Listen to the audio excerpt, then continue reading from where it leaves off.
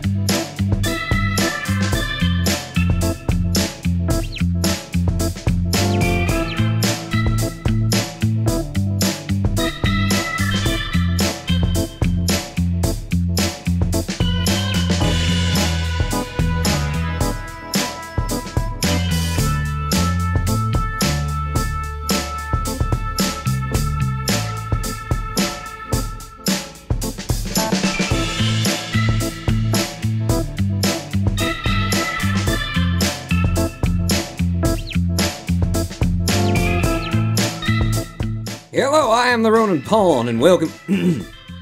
Damn it. Hang on.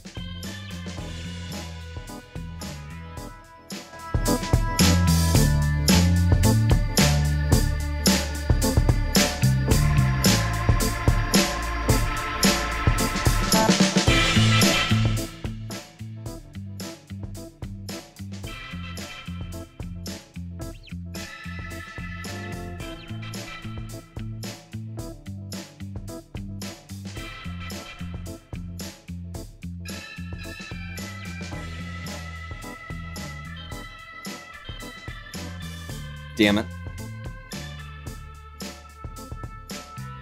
Alright, screw the intro. Welcome to twitch.tv/RonanPawn live stream on twitch.tv/RonanPawn. Today we'll be playing American Truck Simulator because I need a break. A break from life. All life. Quit getting with me. Wait, no, it's been fine. It's been fine. It's been great. It's been good. I just don't need to make any decisions right now, and that game is as close as I get to putting something on in the background and just zoning out. It's a working holiday, ladies and gentlemen. You showed up to a working holiday for the Ronan Pawn. Did not plan to play American Truck Simulator today. We were going to try Fly Out. Fly Out today.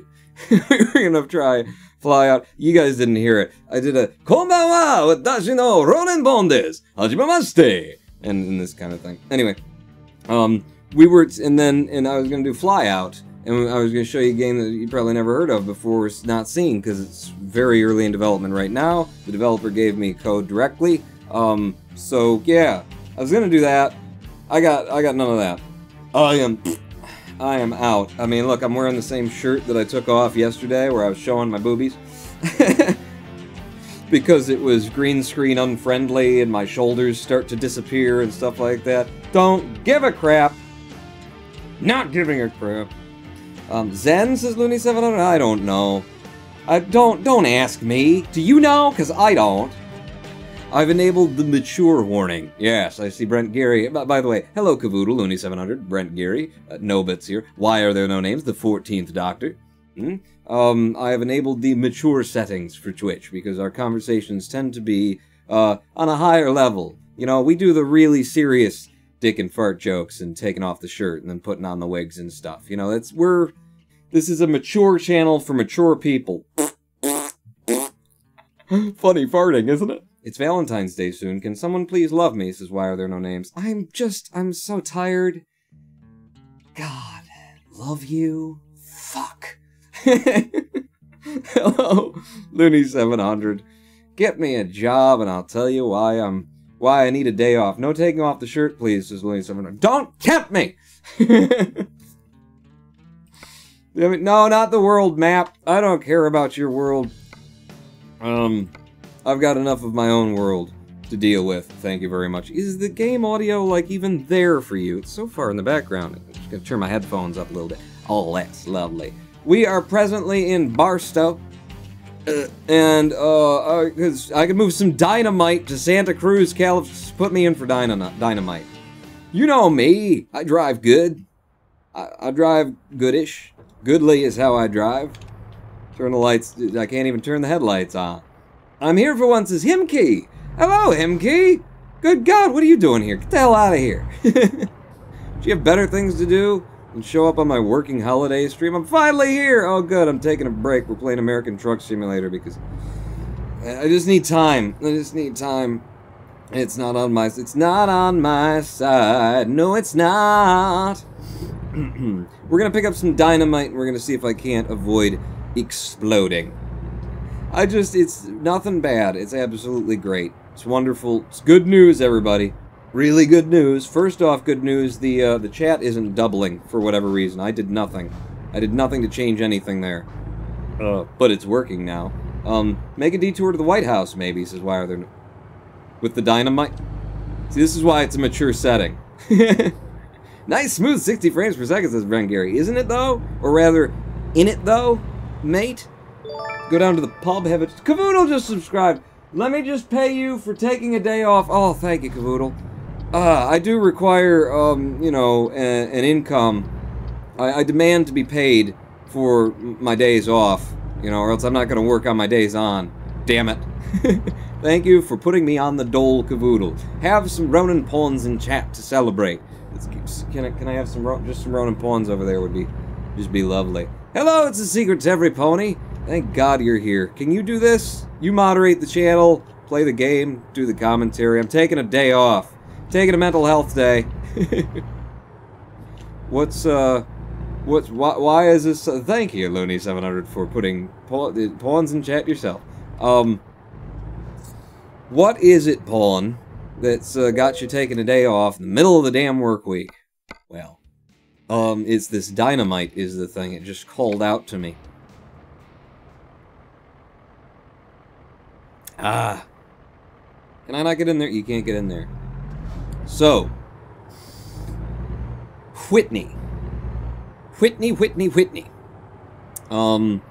I told you guys in a recent live stream about the girl I knew from before who came back into my life. I met her on the streets of Detroit, and we reconnected, and turns out she's... Ah, crap, the truck's over there. Balls. I didn't see that coming. She was homeless and drug addicted, and so, you know, of course, I immediately opened my doors to her. I say it like that because other people will be like, what? But yeah, I opened my doors to her, brought her into the home. You know, we went out and bought... yeah, I'm a good driver. Went out and bought like $140 worth of groceries so that she'd feel like this was her home. And brought her into my life, ready and willing to deal with, you know, everything that comes along with, you know, I'm drug addicted. And, crap. No, I don't want to be like that. I don't want to be like that. Pull her forward. Do it right. There we go. Ready and willing to give everything that needed to be given, and just to see if it was possible for she and I to have a relationship, a dating relationship. And at the last Wednesday live stream, look, at the last Wednesday live stream, well, I was talking about how to change your behavior and the nature of karma, and a lot of pretty big, serious friggin' topics. She was listening at the door while she was calling... Come on, clear the light pole. Oh god, the dynamite is really... This is a super long truck. Now what? Huh? You can do it. Put your butt into it. Maybe I need to back it up a little bit more before I pull forward. She was listening at the door, and what I was saying was, you know, connecting completely with her. Possibly because I wasn't saying it specific, you know, it wasn't for her. It was a Dharma talk. It wasn't aimed at anyone. It had no agenda. It wasn't demanding anything from anyone. But she was standing at the door, she heard it, and it all meant quite a deal to her. So she was on the phone, she got on the phone and started calling an inpatient detox clinic to check herself into. And while I was doing the live stream, she got a ride from a friend and drove to the clinic, and that was the last that I'd heard about, heard from her on Wednesday, that she checked herself in. She left me a note, you know, saying thank you. She actually wanted to come on the live stream. I didn't put all of the pieces together to realize, and then it didn't seem appropriate, but she actually wanted to come on the live stream and talk about it and tell, you know, you guys what I was saying was absolutely fucking true, and how it was, like, hitting her in the heart, in the face, in the chest, in all of the places. Ooh, Pawn has a girlfriend, says the Secret Server. Wow, I'm late, just turned from diving with sea turtles. Really? You just came home from diving with sea turtles? Can I do that? Well, you've got Subnautica, Pawn. No! Never again! Or later. Oh boy, we are gonna see Whitney, says Looney700. Maybe. Maybe. So yeah, she delivered herself. She had a friend deliver her to the inpatient, where you go in for detox, and 5 days you're sort of just locked in. You're basically saying, you know, imprison me for 5 days, and okay, hi, how you doing, officer? I didn't see a stop sign in my direction, you prick. Maybe it was there, and I'm the prick. Anyway, she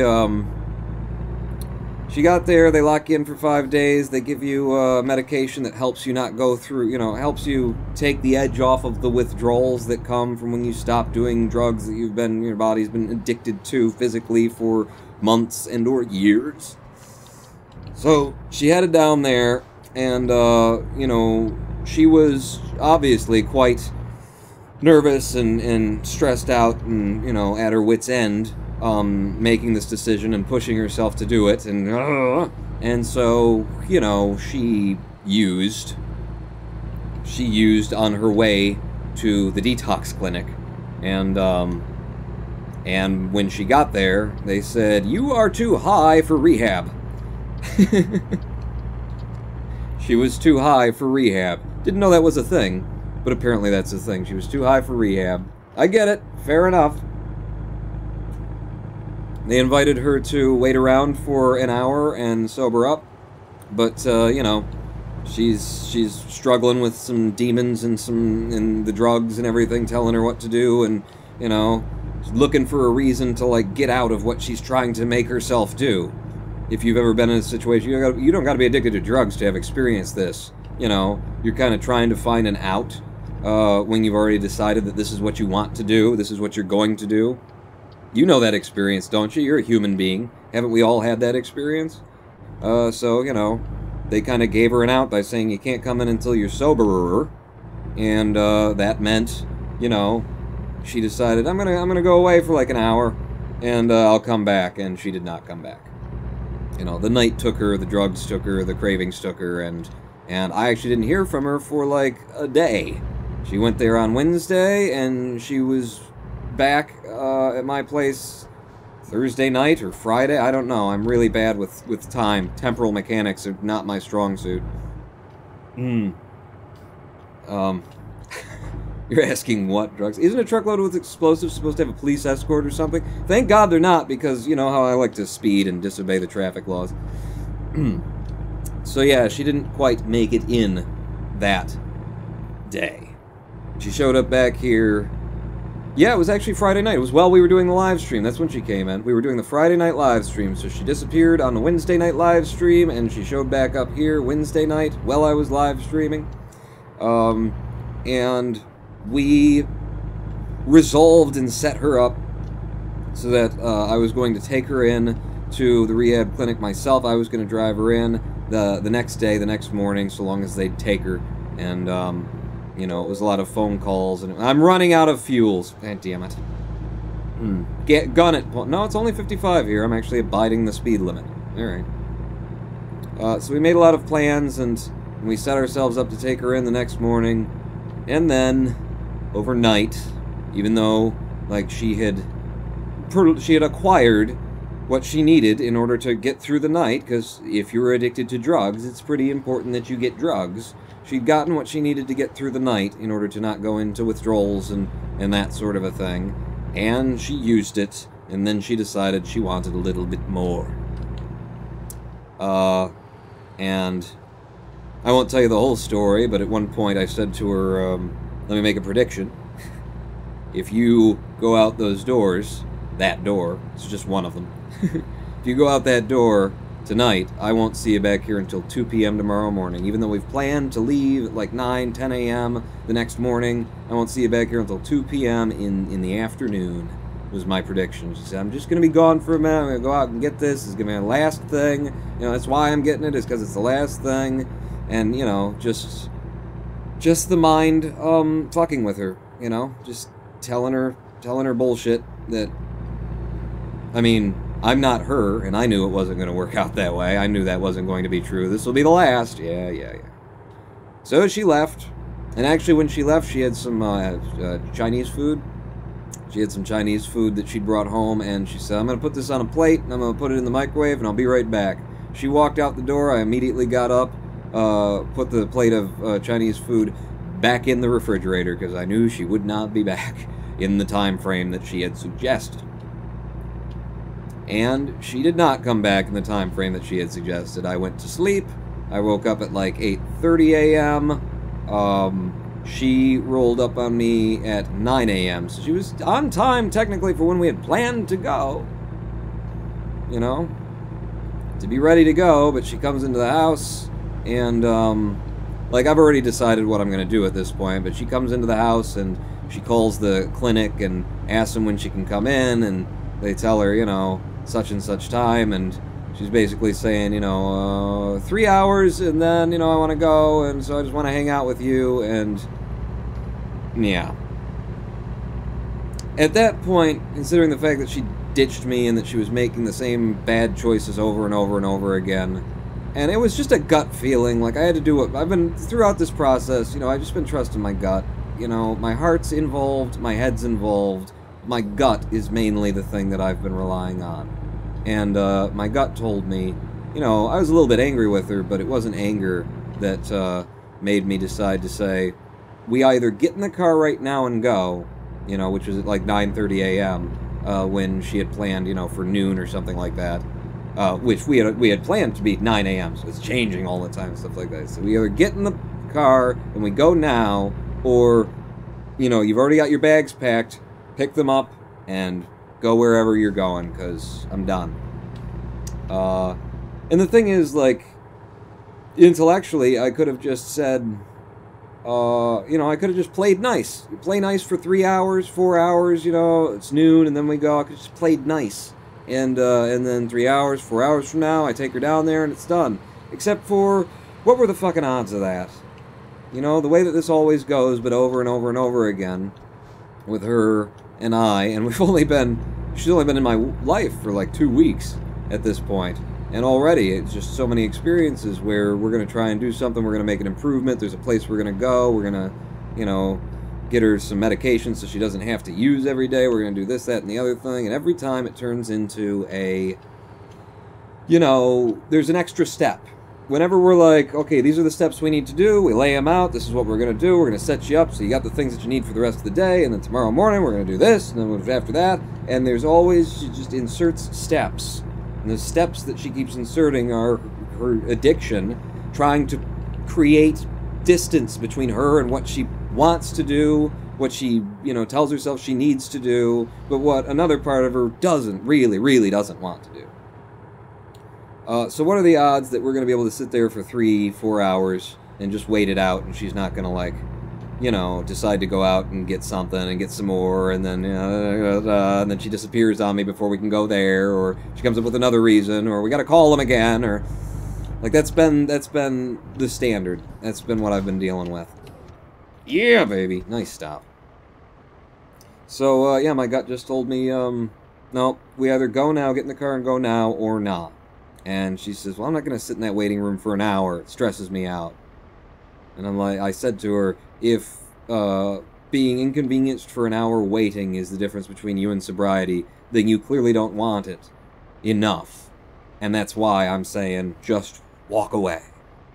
And it really took, an hour or so for her to, actually decide to shuffle off, or for her to, I mean, the world was crumbling down around her. I've opened my home to her, I've showed her that I cared, she knows that I care, and here's a person who cares and who's, reaching out when nobody else will, saying, I'm done, I'll drive you there now, or I want nothing to do with you.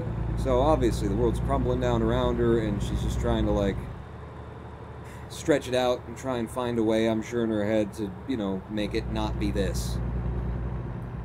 So it was like an hour of in and out of the house, you know, her packing bags, repacking bags, walking through the house looking to see if there was something else that she had forgotten, that kind of thing. But I told her, I'll drive you in there right now, and no, I'm not going to go in there. So, you know, at the end of the hour, again, I'm saying to her, you know, do you want the ride? We were snowed in like crazy in Michigan that day, Friday morning. We got like 8 inches in 3 hours or something like that, and we were just buried in it. So, like, in the time that we were talking, I was shoveling the car out. I was preparing to be able to take her. So, you know, she came by at 9. By, like, 10:15, we're still standing there, 10:30 maybe even. And I'm saying, you want to go? I will drive you. Otherwise, walk on. And she still was like, no, I'll get a ride. You know, she didn't want the ride from me because she felt like I was abandoning her. I guess. So, you know, end thing was not like a big blowout. It wasn't us arguing, you know. It was just me being, you know, shutting that door, closing it off. No middle ground here. You know, get real or get out. You know, when she left, she said, well, can I call you? I said, yeah, if my phone rings, I'll answer it. You know, I wasn't giving her anything. Just like, I will do this for you. That's it. That's where we are. So she left and headed off in the direction of the gas station and said, you know, I'll get my own ride. I'm still going to go there. You know, that kind of thing. She did not go there. And she showed up this morning. It's now Saturday morning. Yeah. Monday morning. Jesus God. Time pulling. How it elapses, how it moves. She showed up this morning saying, well, you know, guess I got a cop to that. You were right. I didn't go. But she was actually ready to make it happen this morning. And I had to do a lot.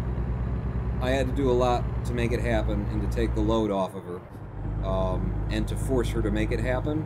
But she was truly ready today to do it. We called up. We got, you know, they told us when we could come in. And I wrote it down and put it in front of her face. I scheduled out her drug consumption for the day and when we were going to leave. Because she came by and there were like just 3 hours between when she showed up and when we had to go there. 3 or 4 hours. But I knew we weren't getting through those 3 or 4 hours without her doing what she needed to do, you know, and what she was desperate to do. And if I just left her to do it herself, it probably would have turned into, you know, she gets out in the breeze and plastic bag, you know, she just blows away, and then it's all, you know, what she wants and what she's trying to do does not. Ah, crap! I missed my turning. Are you literally telling me to turn around? Yeah, at the gas station. Well, I need to get gas anyway. Yeah, I did that intentionally. Yeah. Let's stop at this not BP.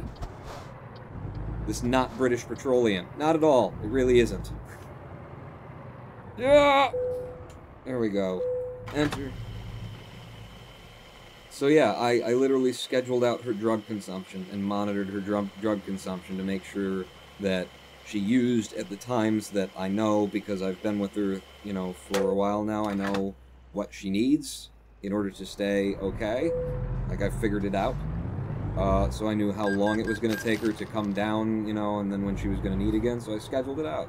Scheduled out, you know, when she was going to use and when we were going to leave. And sure enough, like an hour before we're going to leave, you know, she's like, that last one didn't, you know, it wasn't good stuff, it didn't do what it should have done, and, you know, more steps that she wants to put between the process.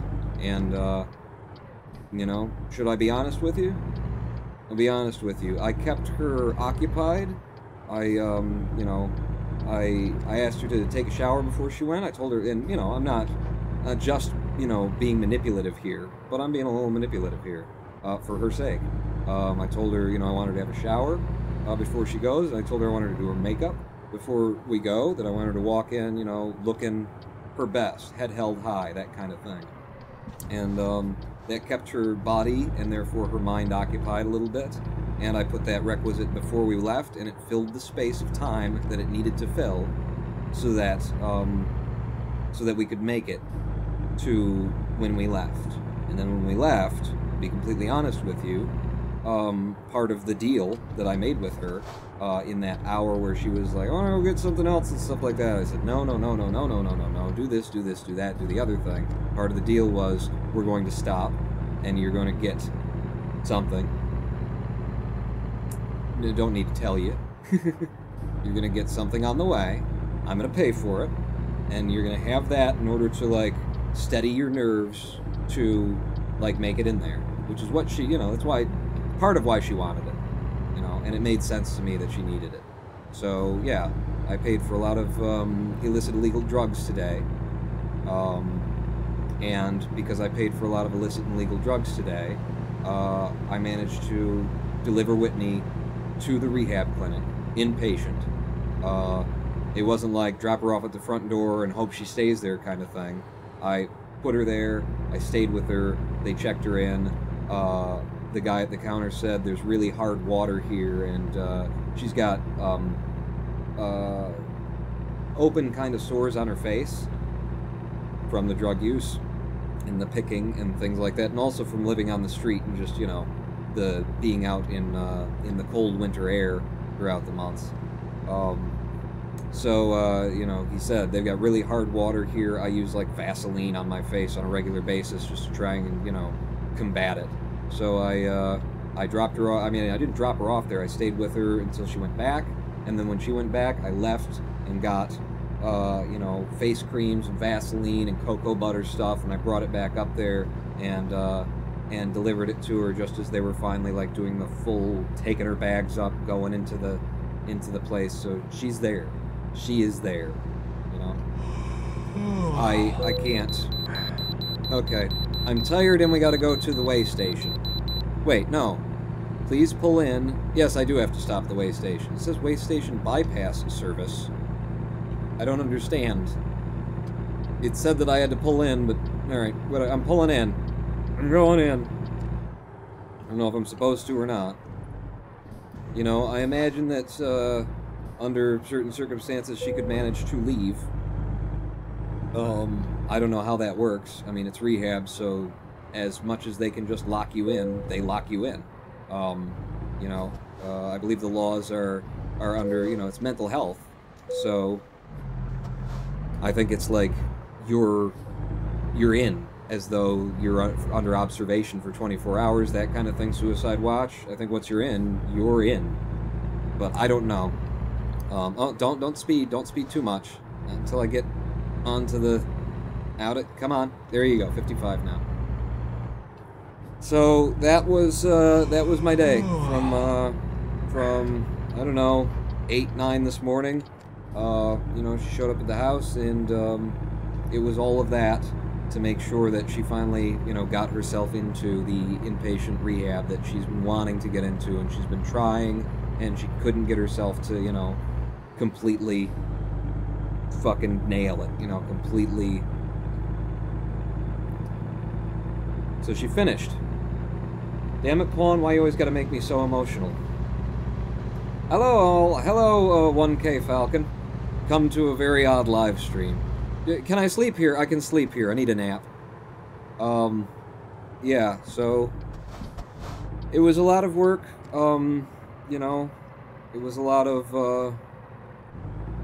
effort. It was a lot of money since I met her too. But that could be true of any girl you're courting. But we finally did it today. And if she walks off from this, she knows that she's not got a place here. You know, if she finishes, then she's got a place here. But if she doesn't, you know, complete rehab, she knows that I won't be waiting for her here, and she won't have a place to stay. So 5 days she's in, then she gets to choose whether or not to become part of the longer, like, residential program where you stay in, you know, and they make it easier for you to kind of get your life back together when you're coming out of drug addiction and homelessness and that kind of stuff. You can get a hold of your ID. They'll help you. I mean, maybe. It depends on what services they provide, but it's possible that they'll help you get a hold of the forms of ID that you usually don't have anymore. Most homeless people that I've met, you know, in Joplin, Missouri, you know, it's a common thing that you don't have your ID, you keep losing it, it gets stolen from you, that kind of thing when you're living on the street. So getting your ID, helping you get like signed up for food stamps, maybe getting housing. There's a whole lot of stuff that can come with residential after the rehab and detox treatment, and it's available to her because she's she's homeless, and so she's also somehow still has health care, surprisingly enough. Like when she went to check in, they were like, "Oh, you've got health care." And they're, really? I don't know where from. I'm certainly not paying for it. Well, it's still on the records. Okay. But, yeah. Government grants and whatnot cover all of this, as well they fucking should. So, yeah, 5 days from now should be the first time that I hear from her. She's not allowed to use a phone. It's detox. You lock yourself in, and you don't have any of the influences from the outside of your life. You take that time. It's a safe space for you to get yourself right. And that's what she's doing today because of everything that has happened until now, including me kicking her out on the first morning when we were supposed to do all this because she ditched me again. So, what I can say is what I said about the chieftain at the story told by the CIA agent at the end of Charlie Wilson's War. The chieftain told the mother about her son. She was worried about this and that, and we'll see. That's all there is. We'll see. You never know. Do the right thing. You don't know what's going to happen. Do the wrong thing. You don't know what's going to happen. And since it's really impossible to figure out what the right and the wrong thing is in a situation like this, just do a thing, and you don't know what's going to happen. Which is why I trust my gut and why I recommend that to everyone. Use your head, sure. Use your heart, absolutely. But if you haven't developed an instinct, a sixth sense, if you haven't, everyone's got it, but if you've, built a way of dealing with your life and of making decisions that doesn't value that, please learn to value that. Because as I've said many times on a Zensday live stream, the part of your thinking mind that you identify so strongly with, your upper mind, your sentient mind, your I'm conscious of myself and I can do math and read books and stuff like that, that mind is the smallest part of your mind, which is just one small part of you. But that part of your mind only manages to take in what is left after it filters everything that you're experiencing, it filters it down to what it thinks you should focus on right now. And what usually the parts that help to inflate and protect and reinforce your ego and your notion of who you are and the way the world is. That is what you get to see through that upper consciousness part of your mind. That sentient being part of your mind. Meanwhile, the lower mind, the base animal mind, the one that takes in all sight, all sound, all feeling, all inertia, all sense of touch, all sense of taste, all of the senses, plus the ones that we don't usually talk about because there are far more than 5, that lower, stupid animal part of your brain that takes in all of it at once. You might find it valuable to get in touch with that, instead of peering through the pinhole of your sentient mind out at the world. Your lower mind, your gut, that instinct, it knows. It knows shit that you don't know. You know it. That part of your mind, you know it because that's part of you. But the you that you identify with, Dave, upper consciousness me. That part of you doesn't know it. But your lower mind is, sending whiffs of what it knows to your upper mind. It's like your upper mind, your sentient mind is so fucking stupid that your lower mind can't even explain what it knows to your upper mind. So it's just trying to, send hand signals, trying, go left! Go left! And your upper mind is like, huh? What do you mean? Why would I go left? And it's like, I can't even begin to explain to you, you fucking idiot, why you need to go left right now, Just trust me, go left. And then you go right and shit goes off the rails. Please learn to trust that lower, stupid animal mind of yours. What are you going to do when she gets out? Did you get any advice at the clinic, says Looney700. No. No, I mean, ooh, I gotta get off here.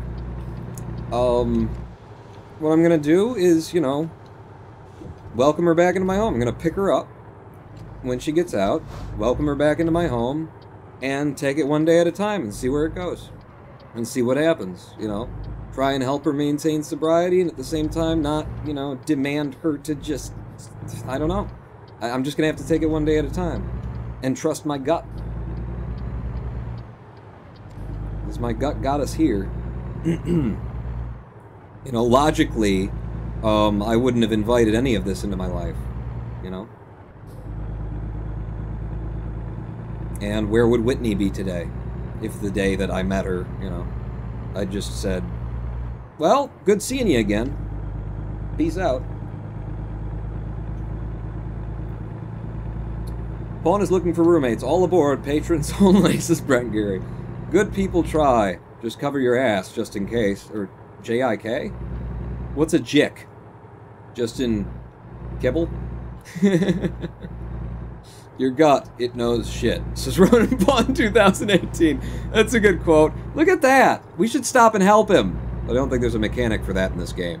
So screw you, buddy. I did my good deed for the day.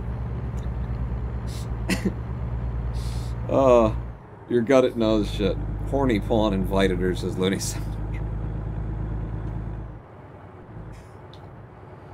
I don't mean to turn this into a Wednesday or anything, but like that's where do you think you get your information from? You know, it's. Do you know that there's a study conducted on Olympic athletes, Olympic runners in particular, and the study was they hooked up a skull cap that monitors brain electricity, monitors brain, you know, the signals.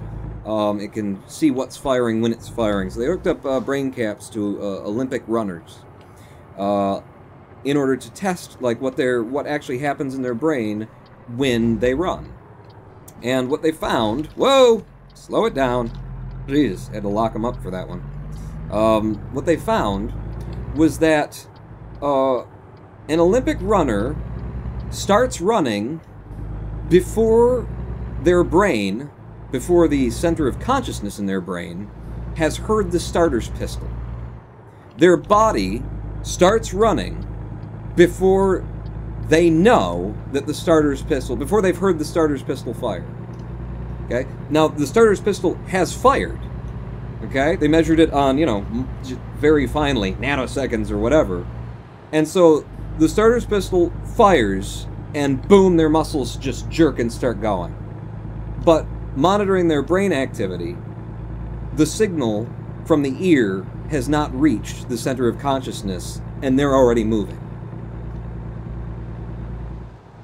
That's that lower, dumb, animal base mind, you know, that that people like to dismiss and think it's less than, you know. I can do math with this mind, with this consciousness. Up here, I can figure things out, I can plan things for tomorrow. Oh, there's so much going on here. Get my use of language. Yeah. The bandwidth of that mind that captures every single thing, and then simultaneously as it's catching every single thing, turns it all into an experience. Turns it all into, like, a memory. That mind is so incredibly powerful. And I'm not saying that you're you know, I don't mean to disparage the other parts of the mind that we normally identify with, but I'm just trying to, like, open your consciousness to the reality of, like, where a lot of your power and your ability as a human being lies. That I feel like, you know, most people in this society, we undervalue it. You know, it's all about your education. It's all about what you've learned, what you know, what you read, what people have told you. The experiences that I've had sitting in meditation for hours and hours on end, you know, teaching my mind, training my mind, and also just allowing the space for my mind to calm the fuck down and shut the fuck up. And, you know, just be comfortable with being and not have to think everything to death and not have to plan every, you know, next move and every burp. That opens up that channel. You know, that's like a handshake that's introducing, hello, my very complicated and very slow and stupid ego, meet the source of which all your experiences come from. You're like, oh, hi, how you doing? And one day you're sitting on the meditation mat and things quiet down so much and things get so clear that you get to perceive the world in a way that you've never perceived it before, because your conscious math-doing mind shuts the hell up for once and just lets things be and gets out of the way and lets you experience what it's like to be just present, just right there, in touch with the mind that hasn't turned everything into something, that hasn't put it in a box and defined it and said, this is this and that's that. I'm sorry, what did I just hit? I've got dynamite here. What the hell did I just hit? Huh? Is this a way thing? It said go this way. I followed the arrow. What the? Okay. Well, I'm past it now. I talked to you guys about this stuff in very scientific terms because I know who I'm talking to, you know. I know... I know that a lot of things that I've said in the past and the way that I've framed it, and, you know, sound like crazy Jesus spiritualist talk. There is science behind this, you know. You ask me, there's also spirit behind it. There's other things going on there. I can describe it all in scientific terms. I can talk to you about vibrations and energy and how everything is one on a very scientific level. Everything is one, you know? We're all stardust. We all came from stardust. And before we were stardust, we were just friggin' energy. Eh? We were just the energy that became stardust. These are fundamental factual truths. So I hope, you know, I hope that people don't hear this and go, oh, he's very, like, dry and scientific about it and that sort of thing. Like, there is another way to communicate this. Instinct. Do it without thinking. Says Germaisi. Yeah. Yeah. You know what that takes? It takes faith. It takes trusting yourself. Can you imagine trusting yourself? I guess some people would say, of course, I trust myself. Oh my god, to not, like, think everything through, to not think it to death, to believe that there is more to you than meets the eye, that you know things that you don't know in the intellectual sense. Like, this practice took years for me to get anywhere with, because I didn't trust myself. Because you're asking me in this practice to, like, let go and trust that I know. That there are things that I know that I don't know. There are things that I can't explain that I know, but I know them. And, you know, your first instinct tends to be exactly fucking dead on. Tends to be perfectly correct.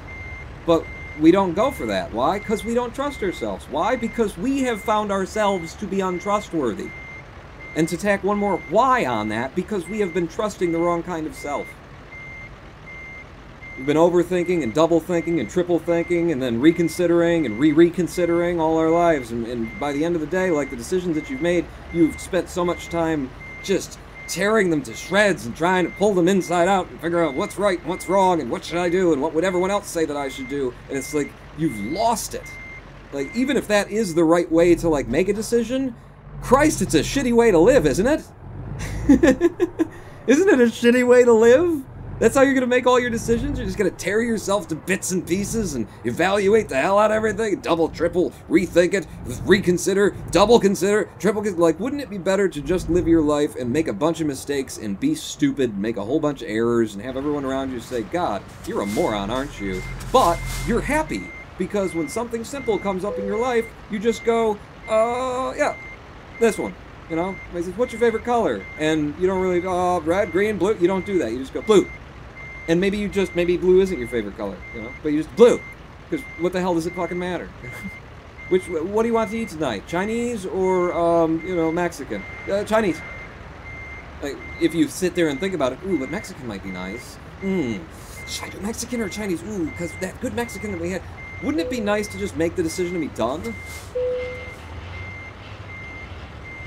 Even if there was nothing to it, no spiritual relevance, I was completely off base, there is no, like, faster, smarter, like, lower mind that's taking in all the information and can tell you things that you couldn't possibly figure out with your upper mind, even if all that's bullshit, wouldn't it be a better life to just, like, a choice comes in front of you and you go, that one. And then you're done. And then you go off and you find out whether that was a good choice or not. Nope, it wasn't. But, you know, I found that out today. Okay. Next choice that comes up, that one. We have to think, we have to plan, we have to be, you know, aware of tomorrow, of the future that I tell you doesn't exist. We have to consider the past that I tell you doesn't exist, where we've been, what people have done to us in the past, how people have behaved before. We need not hold things against other people, but we need to be aware of them. We need to behave in reference to them, sure. The upper mind is not something to be ignored, it's not something that's unhelpful. That's sentience. You have it for a reason. It's important, it's good. You know what else is good? Your fucking gut. Learn to interact with it. You know? You'll never learn to trust it if you don't try. You know? Play with it. Find out, you know, how it works, because you start trusting your gut or trying to trust your gut, it's hard to distinguish. Am I trusting my gut or am I double thinking it? Am I Play with it a little bit. What's the worst thing that can happen? You'll make some bad choices, and then you'll end up in a place and go, well, that was a bad choice. You know, no harm, no foul. Human being, like, universe. It's just do it. Interact with it. Learn to communicate with it. Learn to trust yourself. And in the process of trying to trust yourself, you will find out what parts of you can actually trust and what parts you can't. But that process doesn't start until you start trying. More fragile cargo or fuel economy? I took fragile cargo last time. I want fuel economy. Listen, I just delivered, you know, dynamite, and it was dynamite. I did it very well. Germasian 100. It burns, you drop it. 100. It burns, you drop it. Let me read up a little bit and see if there's some other relevance, or if you're just like, boom. If it burns, you drop it. I can breathe without thinking until I start thinking about it, says Looney 700. Huh? Huh? Yeah. You know? Every day your heart beats and pumps blood and keeps you alive, and you don't think about it until you start thinking about it. You don't have to do anything, it just happens, you know? Electrons fire, go down your spine, make your legs move when you want to walk, stuff like that. It's all happening. You did nothing to do that. You just trusted that that operation happens. You didn't focus on it and try and be like, okay, now send the neuron to the foot, you know? It just happens. Similarly to how you wake up every morning and the sun is rising. Or if you wake up at night, something like me, then the moon is setting. The sun rises and sets, and guess what? You didn't have to do anything about that. It just happens, all on its own. And yet, you're a part of that. You know? You're stardust, sun is stardust, we're all energy, the sun came from the same energy, we're all one thing, it's all happening. You don't have to think about, you don't have to like wake up in the morning and go, okay, sunrise! Nope, not yet. Oh shit, I shit myself. Oh god, is the sun up? Damn it. You don't have to do that, it just happens. Your heart just beats, your breaths, you just rises and falls, you know? So much just goes on here and you don't have to strangle it to death with your thoughts. Open your consciousness to that process. Learn to trust yourself. Must keep thinking, says Brent Gary. It's hard to stop thinking when somebody's talking to you like this. But Paul and I enjoy overthinking everything. It's all I'm good at, says Why Are There No Names. You know, I enjoy the hell out of it too.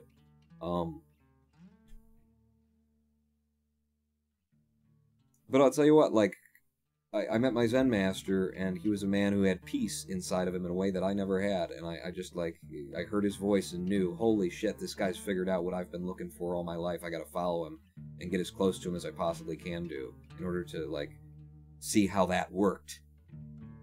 And I got close to him, and I stayed close to him, and I figured out how that worked to the extent that I needed to know in order to carry on. And the longer it's gone on, you know, the more I get it. And the way that I got it was by, even though I love thinking things to death, I just decided to try another thing. You don't have to leave anything behind, you know? You don't have to give anything up. I'm not giving up my mind. I'm not giving up my thinking mind. I'm not giving up the life I've got. I'm just adding to it. I'm going to do this too. I'm going to see what this is about. I really do. I love thinking things to death. You know, I do it less now than I used to. Used to do it all the time. It just kind of defined me. But yeah, I love language. I love all of the things that are just boxes that we put reality into. I love them all. And you can love them, and you can play with them. I'm just saying, you know, your life will be so much more interesting if you open it up to also play in this other sandbox. That isn't your thinking mind. Should I take another big friggin' long haul? We're going to live stream break in like 10 minutes here, but I think I will start another big long friggin' haul. And we'll take, is that where we are? Well, we're near Santa Cruz. We're a little bit outside of it, apparently, by the map. We'll go from Santa Cruz, California to Holbrook, Arizona. That is a big, massive, long haul, carrying some cars. Set me a GPS destination. We'll go pick them up. We'll get a little bit down the road. Then we'll have a little bit of a break. We'll come back, do another hour, you know, on a live stream. Yeah, okay. Navigate me to wherever the hell it is I need to be into. Okay, that's not the way out one. It looked like the way out. Looked like a way out. Over this way? Could zoom in on the GPS. Nah. Yeah, I'll figure it out with my instinct. I'll trust my gut. My gut will get me there. Fucking gut. Okay. Yeah! Oh, no. I needed to get some repairs on my car, on my truck here, too. Where the hell am I going? Dude, how do you get out of here? It says use your map in your thinking brain. Okay. I mean, it looks like straight ahead, but I think out this way, right? I don't effing know. Yeah, this is the thing. I got stuck on this for some reason, so I'm gonna go slow over it. Because last time it... Go! You need the differential locked or something? Come on, get up there. Moral of this lesson is to just understand. I'm glad I decided to use my phone to watch this while I was on the trains, this hologram one. So just understand? Huh? Don't step on a crack. What are you doing on the train at 10 p.m., says Why Are There No Names? Yeah, why are you on a train at 10 p.m. in wherever it is that you are? It's 10 p.m. Okay, I'm on the road again, just like I did last summer. Oh. So yeah, there's a little mixture of, you know, what happened today. Hopefully, finally something's done. Do I have to... Yeah, it cannot be... Oh, it cannot be locked. Good, I don't want it locked. So I've unlocked it. Go. Right? Yeah.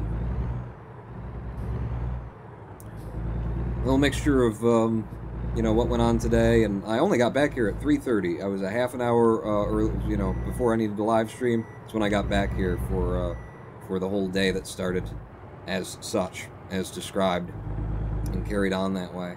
Man, this is so, you know, American Truck Simulator is just so good. There's so much friggin', there's so many different places that you go to pick things up, grocery stores, like, it really represents how, stupidly our infrastructure in America has been assembled. You know, things just going in all directions that don't necessarily make sense, having to pull into places that do not fit a truck and having to just deal with that. It's so good. There's so much detail, so many subtle touches. I really hope they just continue expanding and expanding on this. I am totally on board for downloading the New Mexico DLC. This is just good stuff. I keep saying that, but it really is, you know. I mean, and look at this. You know, what are the games that I complain about? These massive, like, sandbox builders, Kerbal Space Program, and damn it, I was just trying to slow down a little bit. Am I... V? I don't know, like, there's no indication that my differential is active. At least on the screen that I'm aware of. On the GPS, anyway. But yeah, look at the things that I end up just getting, like, blowing my top on. Fucking Kerbal Space Program, these massive, complicated games, all these parts, you can do so many things in them, you know. Subnautica, just a couple of, like, choices, and there's no save system, and it's just pissed me off, and I'm like, I can't do this anymore. Good God, the flaws in these games. And then, you know, what is it that, like, really lands with me? Just drive a truck from point A to point B. I'm sitting here going, this is so good. It's so friggin' good. It's so perfect. Sit there and complain about how Kerbal Space Program doesn't really have a game to it. Here I am just, you know, go to a place, pick up a load, drive it to another place. You know, it's pretty. And you make in-game money, and then who gives a crap? You know, I never upgrade my truck or or really care. It's just so good. It's just so good. They created a complete experience. In American Truck Simulator especially. Euro Truck was good. American Truck Simulator is fucking good. It's a little bit different, you know. Yeah. Is overthinking the reason why you're still playing KSP and Trucker Simulator. There are like 225 games in your Steam library. Oh, I'll tell you why I'm still playing Kerbal Space Program. When we play Kerbal Space Program, you know, 45, 50 people show up for the live streams. And, you know, at this point, I'm not trying to, like, build an audience. I am quite happy with the audience that I have. I'm quite happy with the community that we have. I mean, larger audience and more income and all that stuff. I'm not going to say, I don't need that or want that in my life. But I'm not trying to build an audience at this point. The reason why I still stream Kerbal is because, you know, you guys like it.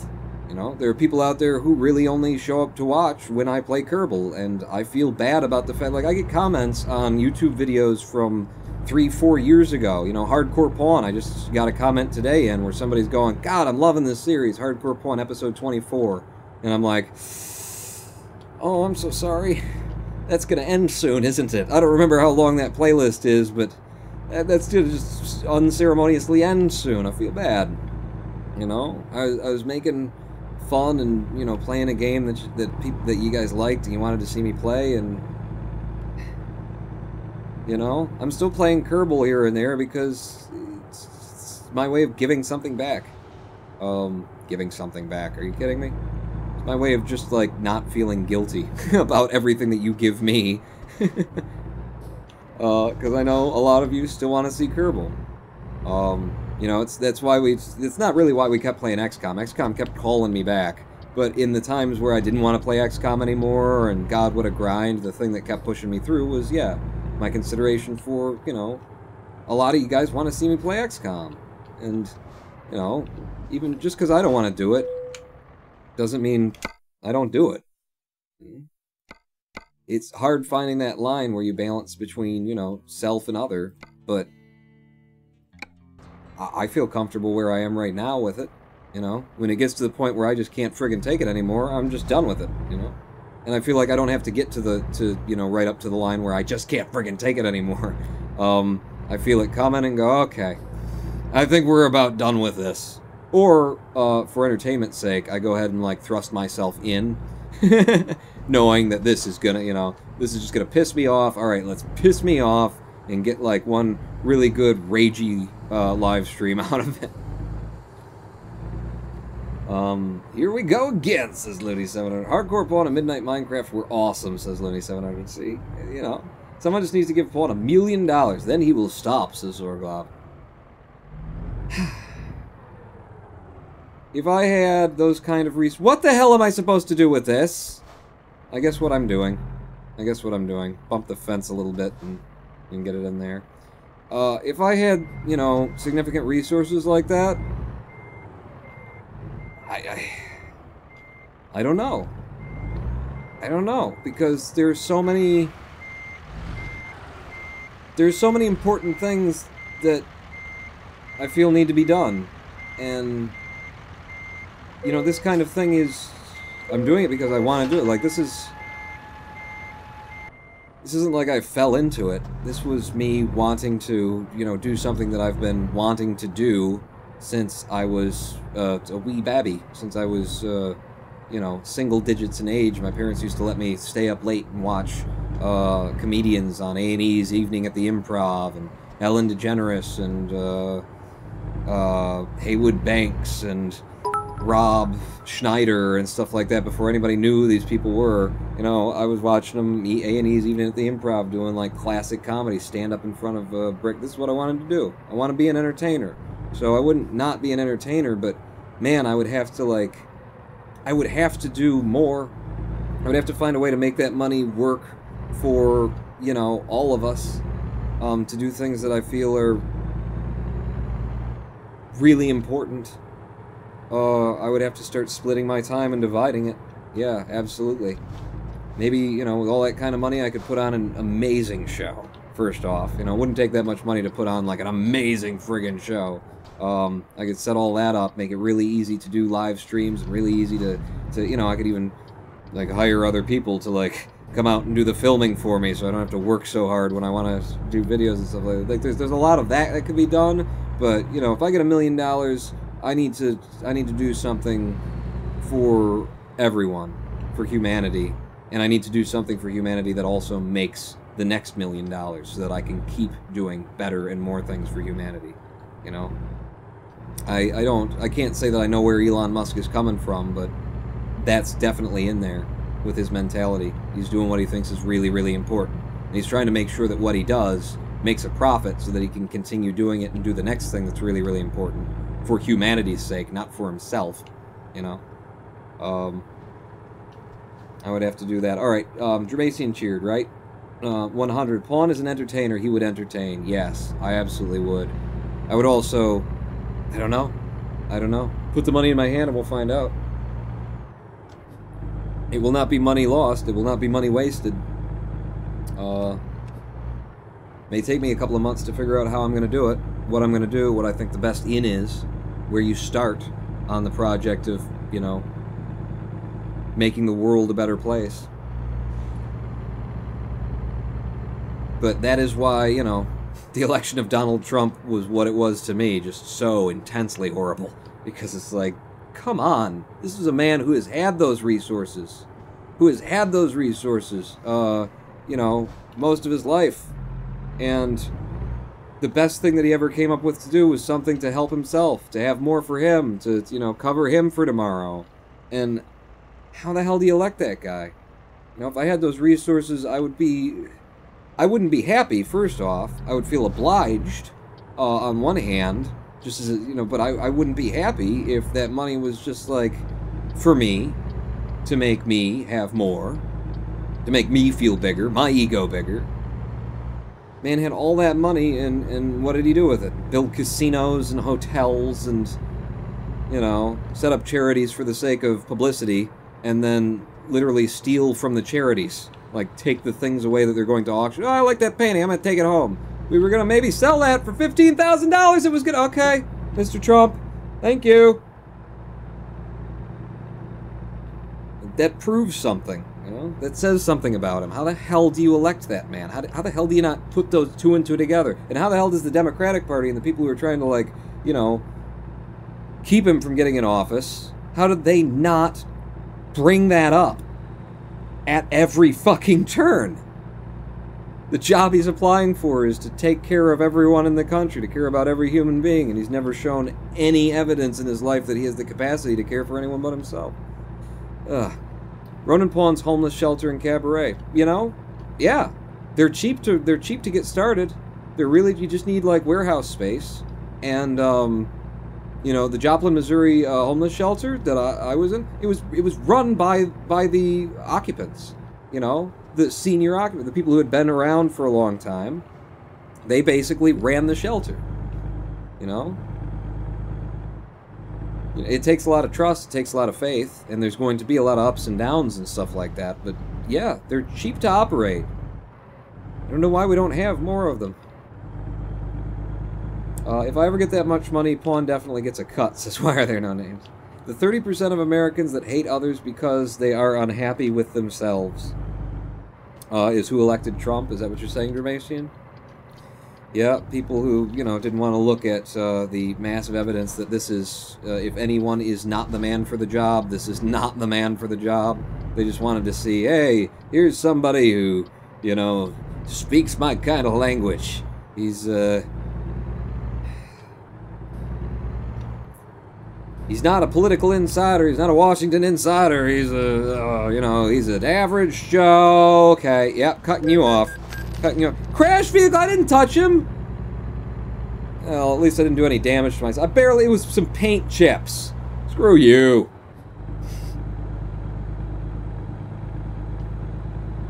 Yeah. Hi, Rylan Robinson on the YouTube, on the Pawn Live. How you doing?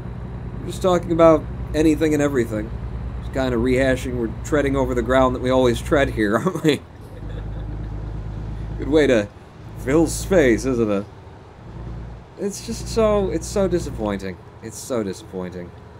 That there are people in this world who just couldn't see that. Like, there's so many people that Donald Trump doesn't like, and he's gonna be, and he had all those resources to do anything for anybody else, and that's who you're gonna elect. I mean, I'm not saying go out and elect Hillary, my God. I wasn't gonna do that, and I didn't do that. I didn't vote for her.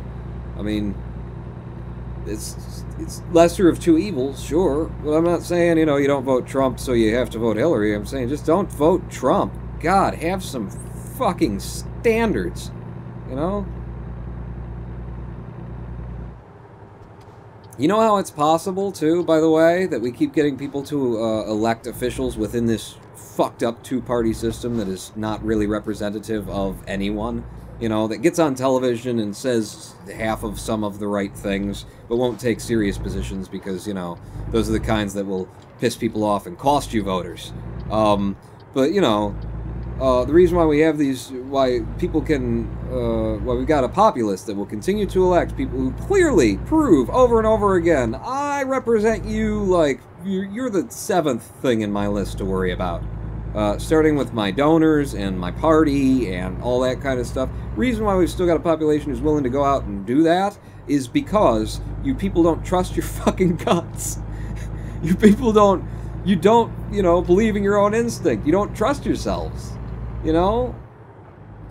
Every single person who went out and voted for Trump, I mean, maybe not every single person, but a fair bit of the people who went out and voted for Trump, and I know a lot of the people who went out and voted for Hillary, because obviously, you know, I'm on the liberal side of things. There's socialist over here, so, you know, we run in packs. You know, most of my friends fall on the liberal side of everything. And I know, you know, a lot of my friends did go out and vote for Hillary. It's like, yeah, well, everybody does. But I haven't spoken to one person who went out and voted for Hillary Clinton and felt good about it. You know? They went into the polls, and they did something they didn't want to do that made them feel physically ill afterwards, you know? Like, I've done it, had to do it, they're telling themselves, I had to do it. Yeah, because you're playing chess. You're figuring this out with your mind. Playing chess. You're supposed to just be a voter. Let them play chess. Let the politicians play chess. All you need to do is demand that someone show up who's worth voting for. That's all you gotta do. And then, when someone shows up worth voting for, go out and vote for him. That's it. That's as simple as it can be. But you're doing all these, like, mental gymnastics of, but if I don't vote for this person, then that person might get in, and then their policy's gonna do this, and so I need to, even though I don't want person A in, I gotta vote for person A to make sure person B doesn't go in. You know, it's ridiculous is what it is. What are you doing? Yeah, I already hit one guy before. Don't put it past me. Truck wouldn't make way, wouldn't give. Don't do that. Like, be the voter. You know, you don't have to overthink it. It's not a game of chess. Just, like, demand that they give you someone to vote for, and when they do, go out and vote for them. If they don't give you anybody to vote for in the main two parties, which they almost never fucking do, then go find somebody else to vote for. And if you can't find anyone to vote for, here's a novel idea. Don't vote! Reason we keep, like, we're stuck in this society and the way it is and the parties are still what they are is because they can rely on your vote because you feel guilty about, you know, I gotta vote, voting is important, I need to vote. If they don't give you anyone to vote for and you go out and vote for them anyway, they're never gonna give you anyone to vote for. You reform the system when you're willing to participate with it when it's not answering your needs. You know? And in terms of don't vote, guess what you can do? You can go in and vote for the people who you want to vote for, you know? You want to vote for your senator, you found a good senator, but you didn't find a good president? You can show up to the polls and vote for your senator and not vote for president. Entirely possible. And by doing so, you might just reform the system and get better representatives out of it eventually. Tier 100, would a government system without a president or prime minister be better? Says Germasian. At the Zen Center, my senior student was a fan of saying the ideal form of government is a benevolent dictatorship.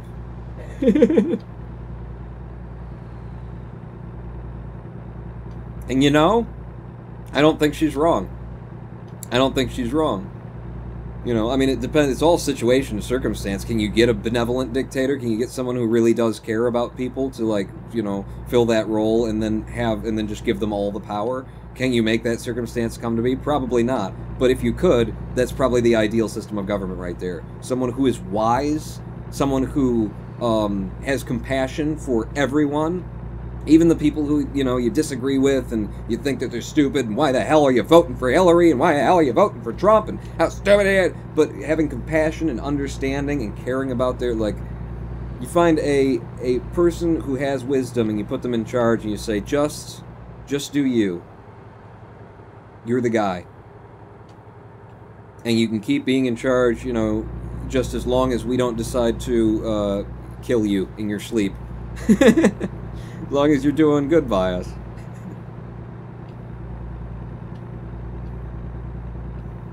I don't know. I don't know what the ideal system is. But I know that this isn't it, and that we're not even getting, like, decent representatives out of the two parties, and so long as people still go in to the ballots and just check Democrats or Republicans and then slide it through and walk out, we're never going to get good representatives. Because if there's enough of you who will just vote, if there's enough people out there who are just going to vote for, you know, a party and not care who the person is, who the representative is, not demand that they, you know, actually stand for something, represent something, that they actually inspire you, that maybe they put you in a position, they make you feel as though you could actually turn to your children and say, someday you could be the president. Nobody does that today, do they? You know anybody who would, like, turn to their child and say, just think, little Jimmy, little Sarah, someday you could be the president of the United States of America. Wouldn't little Jimmy and little Sarah go, you fucking kidding me? Like that guy? Don't insult me, Ma. Someday, I hope to flip burgers at McDonald's and earn an honest living. You know? Like, we have the world exactly the way that it's supposed to be because this is exactly how we made it.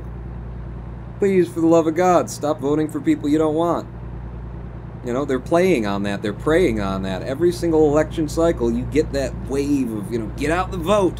You gotta get out the vote, everybody. Get out there and vote. Make sure everybody's voting. If you're not voting, then you don't have any reason to complain. If you're not voting, then if you're not voting that. You know why they're saying that?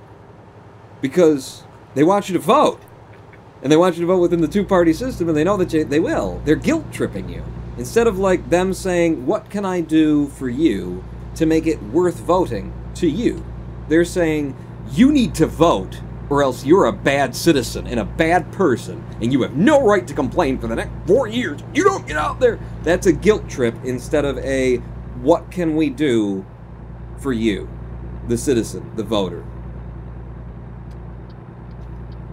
Don't play into it. Be so weak-willed as to fall for that bullshit. If you've got representatives you want to vote for and some you don't want to vote for, there's no president who's on the ballot, you can't find it. Ah, crap. They didn't give you one, there's nobody who you really want to support, don't vote for the president, you know? Meanwhile, if you're very happy with your comptroller options, you want to go in and vote for your comptroller, you can do that in this country still. Give them enough time of people, like, voting you know, with their heads instead of their, you know, consciences, you know, voting like they're playing chess. Give them enough time, and they will eventually, you know, manage to make the ballot so that you can't vote for just the people you want. You'll have to vote for everyone or else your vote doesn't count. They'd love to do that. More guilt-trippy kind of stuff. More forcing you to participate, even when they're not giving you a reason to. They'd love it. It'd be great. Don't vote doesn't work as long as the candidates don't need a certain amount of the votes. They just need more than the competition, and the absolute amount of votes isn't relevant. Looney 7. Don't vote works to reform your party if you want to reform your party. Don't vote works so that you can wake up the next morning and not feel, you know, dirty. So you don't have to spend a few hours in the shower after pulling the, you know, filling out the number 2 pencil. Don't vote works when you stop trying to double think and play fucking chess. Just be the citizen and do the voting. Did you give me somebody to vote for? No, I won't vote. Don't vote doesn't work. Really? Because I'm pretty sure Hillary Clinton lost against Donald fucking Trump of all people because I didn't vote. I decided the election. And you can say, you know, go ahead and blame Trump on me, but also blame when the Democratic Party, you know, finally gets its shit together and starts reforming it. You know, when we see Bernie Sanders on a presidential ticket for real, when we see socialists, you know, coming back to the party in America, you can blame that on me too, because I held them to a higher fucking standard. Hillary Clinton lost because I didn't vote. That's my contribution. And you say, well, that's a horrible thing, because we're in a worse world because Donald Trump, yeah, this is exactly the world that you want. This is just how bad it has to get. Experience I just went with Whitney. That was just exactly how bad it had to get for her to, like, finally get it done. Like, if this nation and this world needs to hit bottom, then that's where we'll go.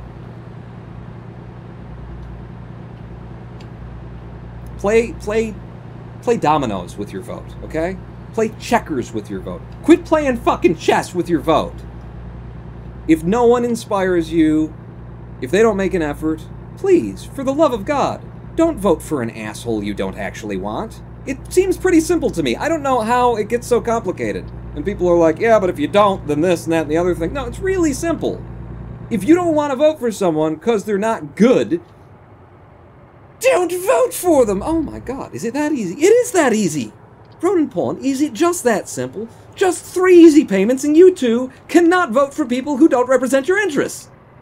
Today, I will throw in a free fucking egg slicer. Please stop voting for them. Woo! Right through the green light. He makes the turn. How am I doing on gas and stuff? We still got half a tank. I haven't started yawning yet. That'll be coming soon. We're supposed to take a midstream break quite a while ago. Maybe America should return back to the British monarchy. Couldn't hurt. Couldn't hurt at all. You guys have some really civilized, like, laws over there that we don't have over here. Things about, like, not being able to advertise medicine directly to patients. You know, things like, maybe doctors should be making those choices instead of trying to pressure doctors, another guilt trip that they put on you, pressure doctors into using drugs by having their patients come in and say, can I try Sublixfen? I heard about it on the television. It says as long as I'm okay with bloody diarrhea and possibly wanting to kill myself in the middle of the night, it could help my aching back. You guys have come up with some really, like, civilized laws over there, you know? Not, advertising, like, junk food to children during their, you know? Not being able to literally... Not having, like, legalized brainwashing of children, which is what we've got in this nation, you know? Cookies! You want cookies, don't you, kids? How about some cookies? Hey, cookie. Damn! I almost got him. I wonder what the penalty would have been for that. Speed trap. I was slowing down, too. Not voting isn't going to change anything, says Looney 700. I elected Trump, Looney! Don't keep repeating shit that I just... Like, how... Like, that's a phrase. That is a catchphrase of the people who are trying to get people to be guilt-tripped into voting. Not voting doesn't change anything. Yes, it does! Do you know how absolutely interested and concerned and tracking the fucking numbers the electoral engineers are during the election? You know how intensely concerned they are with the people who might not vote? We're the only fucking, like, chance that anyone has in this country. The people who might not vote. The people who aren't going to go in and say, well, I've only got 2 choices. We're the only people they actually care about. You know? If you're a signed-up member of the Democratic Party and they got a record in there that every year you go out and vote Democrat, full ticket, click, you're a Republican, oh, I can rely on that vote. They don't give a shit about you. They know that they've got you. You're in their pocket. You're a dupe. We've brainwashed him. We've guilt-tripped him. He believes our bullshit. We gotta go out and vote for who we say to vote for. The people who they actually care about are the people who just might not vote. And right now their method is to try and, you know, guilt-trip people. And that should tell you something about the state of these parties. You know, get out to vote, don't not vote. Oh, if you don't vote, this, that, and the other thing. Does that not tell you something? Instead of going out there and saying, hey, we know that, turnout is light, you know, like 60% or something. If that, we might get 60% in a good year of the American public, you know. I don't even know what the figures are lately, but I remember that used to be one of the figures, 60%. We know that turnout is light. What can we do as the party that's supposed to represent the American public in order to, you know, instead of looking at it like that, they're looking at it from a marketer's perspective. What do I have to say? What do I have to do? How can I make you feel like you're less of a person if you don't participate in our scam? It's the same marketing tactics that they used to sell the early versions of mouthwash with. Okay? You know, and there's a reason for I use mouthwash and stuff like that. But they like try to what is it? What's the disease? The bad breath disease. Not gingivitis of the teeth, but you've got bad halitosis. Halitosis is an invented fucking disease. They made it up for marketing purposes, and then they printed in the I want to say 40s, maybe earlier, 1940s. I'm going to say at the latest. They started printing in magazines. Housewives of America. You need, do people talk behind your back when you leave the room? Are they snickering? It could be because your breath smells like dog shit. You have the disease halitosis. It's the same mentality. It's the same like lowbrow. Oh, we can really, if we couch this way, weak-willed people will, be drawn to do what we want them to do. We tell you that there's a disease that doesn't exist. And then we sell you the solution. We tell you that if you don't vote, you're a bad citizen. You're a bad person. You have nothing to complain about. Nothing will change. The fact that I didn't vote changed the entire fucking election. Now we have Donald Trump. And maybe, just maybe, if the Democratic Party actually gives a shit and is listening, maybe next time they won't give us a Hillary Clinton, because a lot of people were like me and didn't turn out to vote. A lot of people intended to vote, they meant to vote.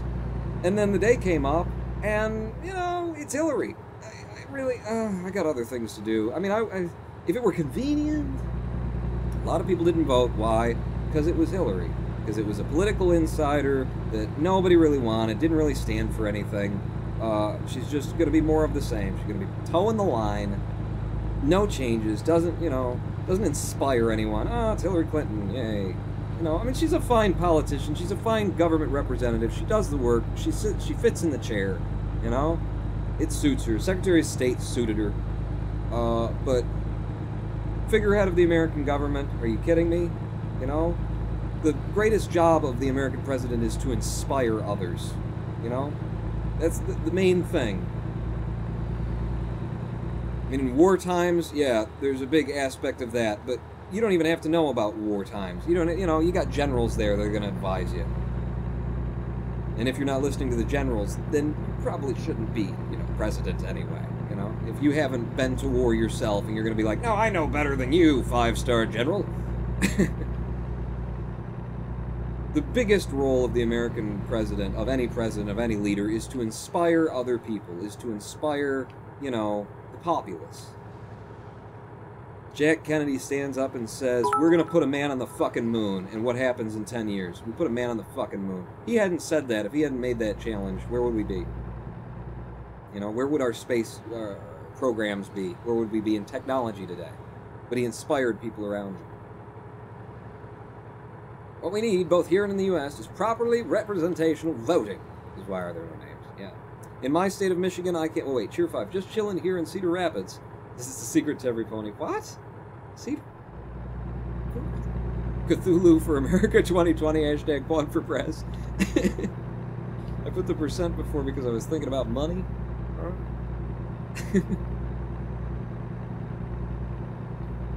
What? You completely derailed me, sitting here in Cedar Rapids. What the hell does that mean, Pony?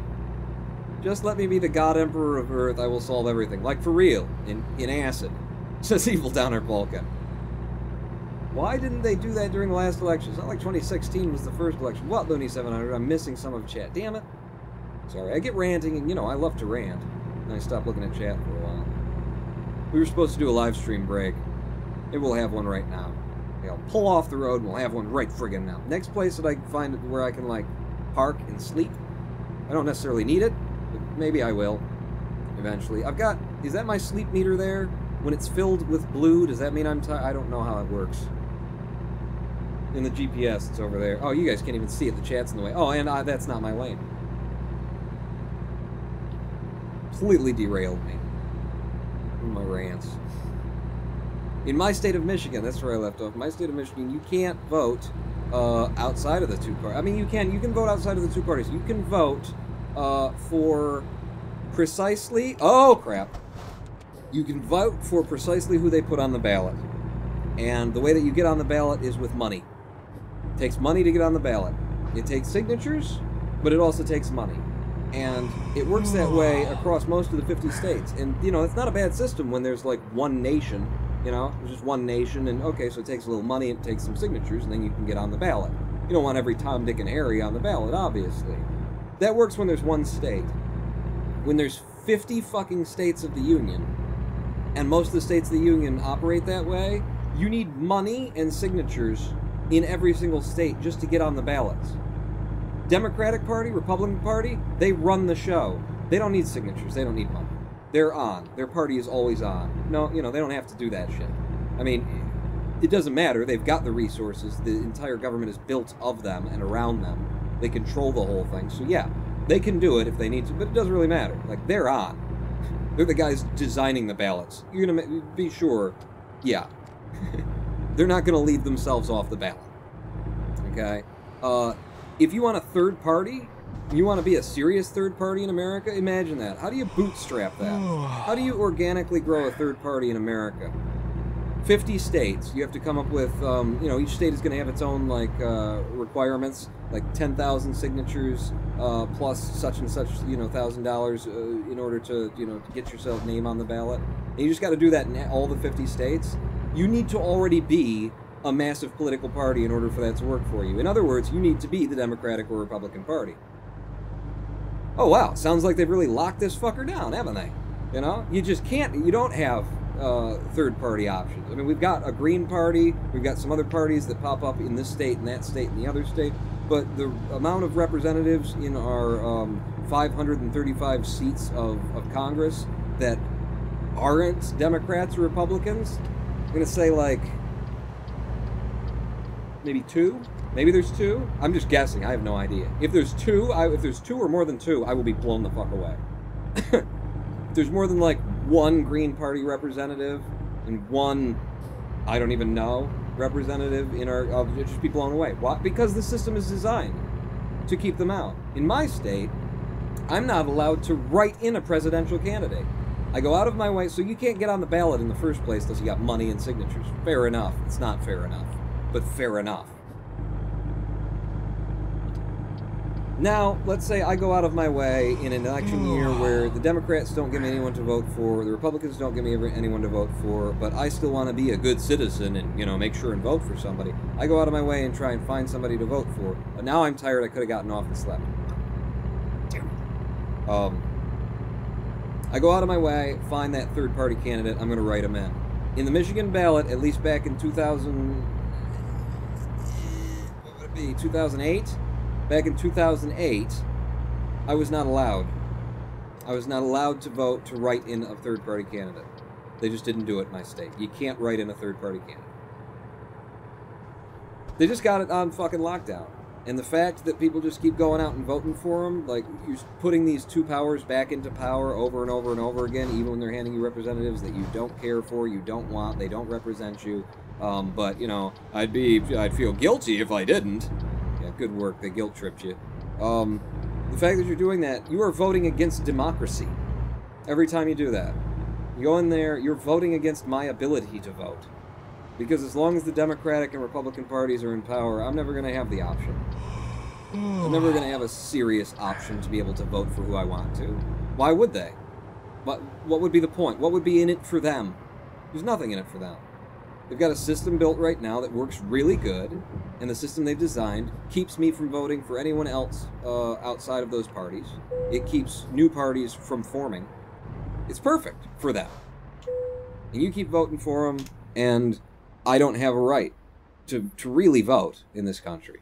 I have a right to vote for who they want me to vote for. I have a right to vote for the people who control the system. Hooray. Oh. Right, live stream break. You keep voting for these sons of bitches. You're voting against your fellow citizens. You're voting against your own interests, obviously, but you're also voting against your fellow citizens. You're voting against democracy. I mean, if somebody emerges who's really inspirational, who's really going to make a change, who's going to do something from the Democratic Party, from the Republican Party, yes, vote for them. In these years where there isn't anyone and you don't really want to vote and you're just voting against someone, you are literally casting your vote to make sure that other people have less options in a system that's supposed to be a republic democracy. You are maintaining a state of feudal government. Thanks for that. And if I'm making you feel guilty, well, good. Because you know how guilty everyone has tried to make me feel? Everyone around me for choosing not to vote, when my reasons for voting are very fucking legitimate and very simple, you know? Just, I don't want to vote for them, so I'm not going to vote for them. Well, but if you don't vote, well, what about, and the other person, but your interests won't be heard. If I vote for someone who I don't want, I guarantee you my interests are not being heard. If I don't vote at all, people take note of that. There are people going, oh, Jesus, God, wow, low turnouts this year. So next year, let's look for somebody a little bit more charismatic than Hillary, huh? They're at least doing that. When you turn out and vote for someone you don't want, why change the system? It's working fine. Getting all the votes we need. One drive. What about Bernie, says Why Are Their Names? I would have voted for Bernie. I said, you know, absolutely. Hashtag Bernie or bust. And I meant it. They would have ran Bernie, I would have been at those polls. Abso-friggin-lutely, because Bernie stood for something. And, you know, was actually going to make significant change, was how I looked at it. I would have been there. No reason for me to go out when I didn't have any options. Bernie is too far the other direction to work, says Jermasian. Just, you know, I'm just saying, for me, Bernie was my man. Bernie was my guy. You know, people out there on the Republican side voted for a sociopathic criminal because he represented something that was outside the system, something that represented something like really to the right, you know? I feel like that's how people thought about him. He's really to the right, but he's to the right in a way that's not political, you know? They thought of him as like an everyman's man, that kind of thing. So the Republicans ran a guy who really stood out and stood for something and wasn't a great big politician. And the Democrats had Bernie Sanders standing right there, which would be like the answer to Donald Trump, you know? It's like, you're gonna run this guy who's way the fuck out there, and, you know, his racism and his bigotry and all that kind of stuff out in the media every single day, and instead of, like, going, okay, if you're gonna push that far into, like, neo-Nazi territory, then we're gonna run a fucking socialist. Instead of, like, answering kind with kind, you know, and saying, we're gonna need somebody standing up if he's gonna be able to, like, stand in front of the fucking cameras and talk to people and talk about how we need, you know, these damn Mexicans out of our country and these bullshit countries need to, or what is it, shithole countries need to stop sending us. Like, we're gonna need a counterculture voice. Who have we got? Hillary? Fucking no. Bernie Sanders would have been the voice. And he was, while he was running. And then they chose Hillary. And nobody wanted Hillary.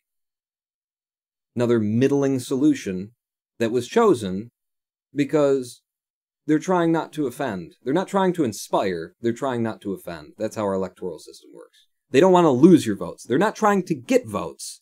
They presume they've already got your vote, and they do, right? You go out and you vote regardless, because, you'd be a bad person if you didn't. You've bought that line of bullshit. They already got your vote. They're just trying not to lose it. So having, middling, centric, just, blasé, not inspiring people, but people who also don't, step up and say things that are going to, anger people who have a different opinion. Those are the people for us. People who can say nothing, who don't really mean anything, milquetoast people, that's who we run for office. And so long as you keep voting for them, they'll keep running them, because it works. I am the Ronan Paul, and we'll be back in... on that note, I am the Ronan Paul, and we will be back in 7 minutes after a live stream break. We'll listen to a little music. Feel free and get a pee. We'll come back. We'll finish this haul here, and we can talk more about something. I don't care. You can start me off on anything. One of Hillary's attempts at getting the youth to vote for what was just chilling here in Cedar Rapids. Oh, that was Pony. That's what that meant. Just chilling here in Cedar Rapids. Was Hillary's get out the youth vote. Yeah. I'm dope and funky fresh. I am the flyest presidential candidate. I mean, you don't have to want to vote for the person that I wanted to vote for, Bernie. I don't have a problem with that. I'm just saying, whoever you vote for, please actually want to vote for them. Because the fact that you're, being led around by the short hairs, somebody's got you on a fucking leash, and they're going, you gotta vote, you gotta vote, you gotta vote. That ain't getting anything done. Nothing's going to change if you keep voting. I am the Ronan Paul. We'll be back in 7 minutes. Don't go away anyway. We're quite out of the mode.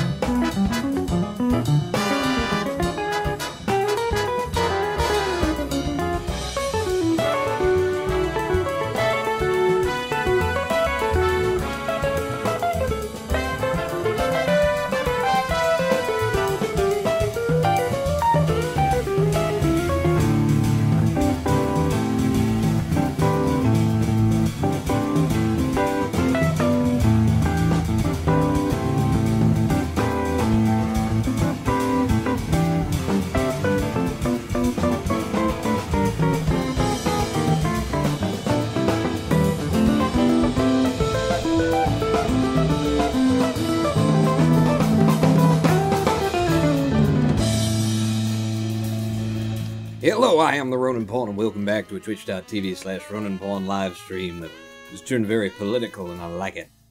I get to vent all my stuff, and nobody can stop me from talking. You would have to have more in the U.S. Congress and House of Representatives like Bernie to have Bernie, or nothing will ever get anything done. Yeah, but he would have been inspirational, is why I absolutely would have voted for him, and also it would have been a big sign, you know, a big thing. President, you know, socialist president who's been, you know, 30 years at least, fighting, in a representative sense, because I don't know how long his career was, but I know I know it's been decade after decade after decade. It would have meant something, you know.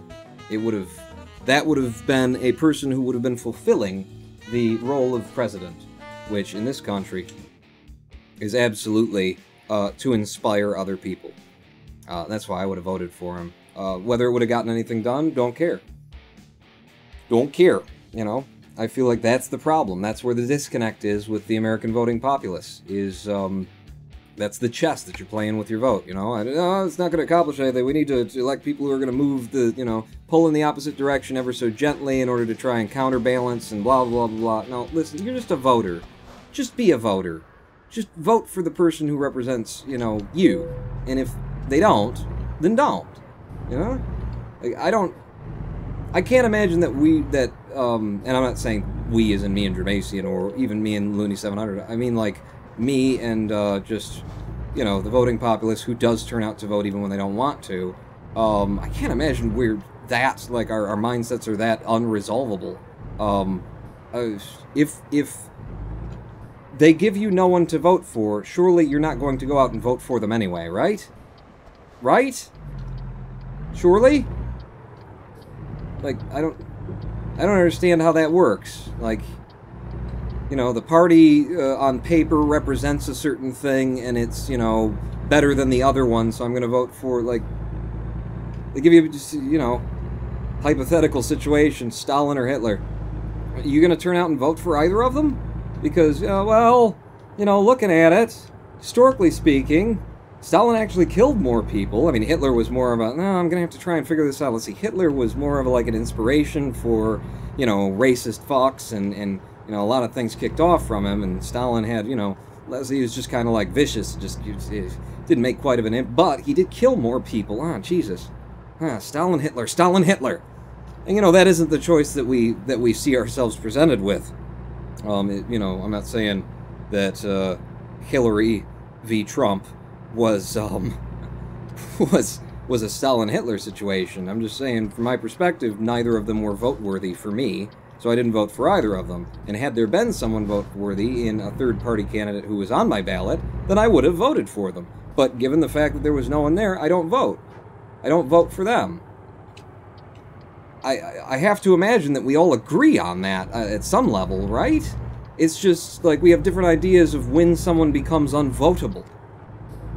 And my idea is one where it involves, like, party reform, and what are we gonna do with this friggin' country, and this friggin' world, and this friggin' broken political system that no one is repairing? Electoral college that nobody wants to change, you know? Everyone, everywhere agrees it's bad. It's not good. There's no reason for it in modern America anymore. But nobody's changing it. Why? Because it's in their best interest. It's not changing. The, you know, fact that I don't have the right to write in a third-party candidate on my ballot, that's ridiculous, right? In America, in this country, shouldn't we have like a constitutional amendment, a federal declaration that all states must give their citizenry the option to vote for whomever they wish in the few instances, the rare few instances throughout the years where we get a chance to, you know, once every 2 to 4 years we're going to ask you what you actually want, and the rest of that time we're just going to, you know, presume that we know. But you're not going to, like, stand up and say, we don't have an amendment that guarantees me the right to vote for who I actually want. I only have the right to vote for who, like, the options that they give me. Like, I actually consider it a more noble act for those who do live in states where you still do have the right to put put someone's name on the ballot who, you know, isn't actually running. The people who go into the polling office and write in Mickey Mouse, I think, there you go. You're making a statement. Good for you. good on you. Like, that's better to me than voting for someone who you don't really want, but, you know, I don't want the other guy more than I don't want this person. Like, Mickey Mouse is a solid choice. I might show up to the polls and write in Mickey Mouse if I had the option, just so that it would be on the record, okay, this person was making a statement. And maybe they won't pay attention to that statement, but that's on them, not me. I made the statement. I showed up, I showed you that I, you know, had the will, I made the time, I came to the polling place, and I cast a vote. And I cast my vote for none of the options, because none of the options were good. Mickey Mouse sounded good to me. If they don't listen to that statement, that's on them. But I made a statement. How do you fix this system if you just keep voting for people who don't represent you, who you don't actually want? Like, how does it reform? You can't reform a party that way, because they know they've got your vote no matter who they run. You know, because there's always going to be the other party who you want less, so you always vote for them. So they're not going to reform based on you. Nothing you say is going to matter, because they've already got your vote. So, you know, complain all you want. On the day, you're going to pull the lever for us. So why are we going to change? So then there's no option to reform the system, in which case you're only left with third parties. And, you know, we just had a big, long discussion about how impossible it is to form like a new third party in this country, how difficult it is to get on the ballots, how in order to be a third party, you have to basically, and I haven't talked about this, but you have to basically become as useless and, you know, dirty, and all the things that we hate about the two big parties in this country, and how corporate-centric they are, and how they get all their money from, you know, literally our elected representatives leave the buildings that they are supposed to be in doing their jobs for many of them for 4 hours per day, per working day. They leave government property because we've made it illegal in this country for them to solicit campaign contributions using the public's utilities. They can't pick up the phone that we provide them in, you know, their office in the Senate. They can't pick the phone up and ask other people for money there. It's illegal. Purple1289 is now following. Thank you for the follow. So, the Democratic Party and the Republican Party, they have offices in Washington, D.C. where your elected representatives get up after doing maybe 4 hours of actual work that day, and then they drive across town to a place that isn't federal property so that they can do a job that no one hired them to do, which is sit there and call people of extreme means and say, hey, when's the last time you gave to our campaign? Because I'm not showing a recent contribution. All the things that we hate about the two big parties, if you don't do them, good luck becoming a third party that can succeed in this system, because the reason it works is because they got the market cornered. Because they do that. They got all the money. They can do all the advertising. They can fly their, you know, representatives around the country and make sure that, you know, everybody gets a chance to see them smiling and waving and kissing babies and stuff like that. They've got all the media outlets because, you know, they're in bed with the media outlets. Media outlets give them $100,000 every election year and, you know, cover them very nicely. And then when something comes up around, government, you know, they're trying to pass a law that would maybe stop us from advertising, you know, cancer cures that don't work on television. Hey, there's this other country, like all of the all of the other developed nations in the world that have decided maybe that's not the best thing. You know, people just call up the representative that they basically bought and paid for and say, hey, if you want to see my 100,000 at the next election cycle, guess what? Guess how you'll be voting. Like, if nobody's picking up the phone on that end, then that relationship doesn't exist. And if you're going to be a third party in this country and you're not picking that phone up, good luck. There's no chance in hell.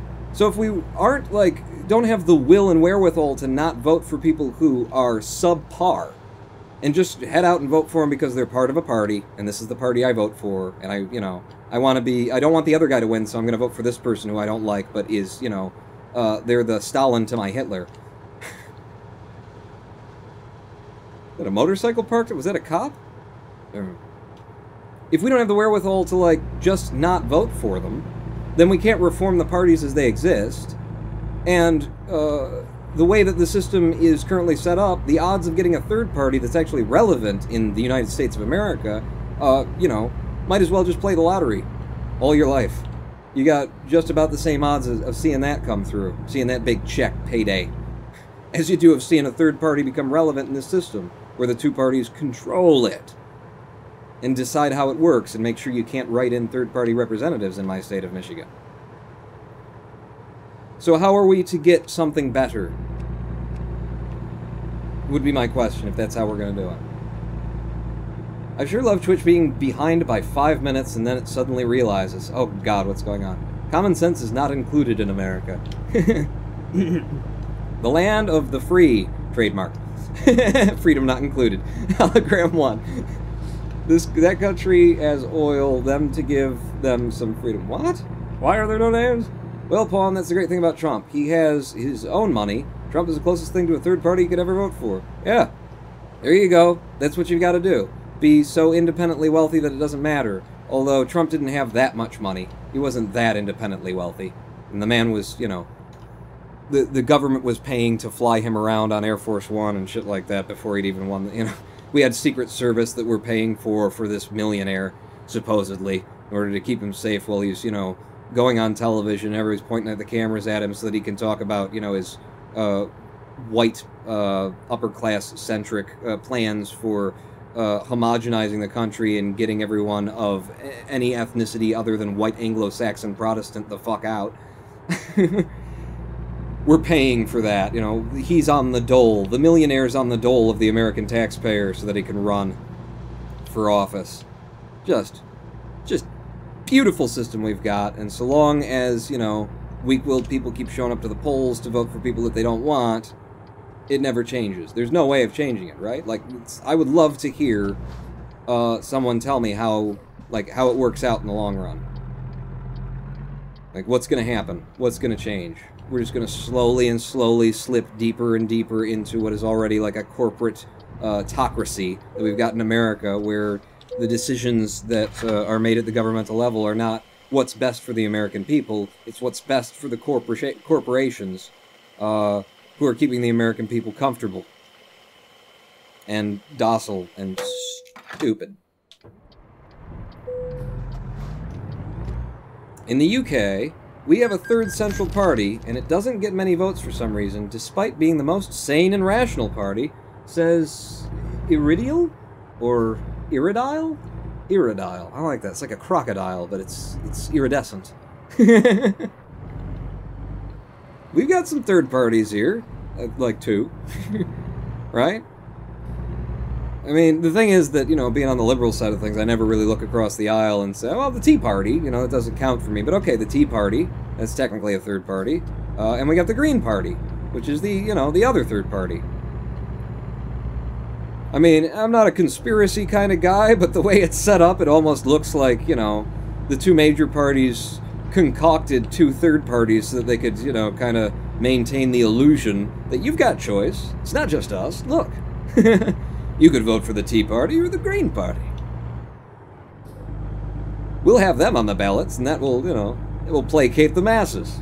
And then, of course, they'll see that the Tea Party is crazy, and the Green Party is less crazy, but they don't really have their shit together. How dare you? The Greens are the best parties, is why they're... Are they? Okay. I mean... The woman that the Green Party ran was way closer to being, you know, relevant to me. JJ Burke 2001 is now following. Thank you for the follow. Than Hillary was. You know, she was close. She was a little crazy. The more that you knew about her, the more you went, oh, okay, well, maybe not. At least, the more I did. Don't get... Oh, why would you do that? Why would you merge to the right when you see that there's...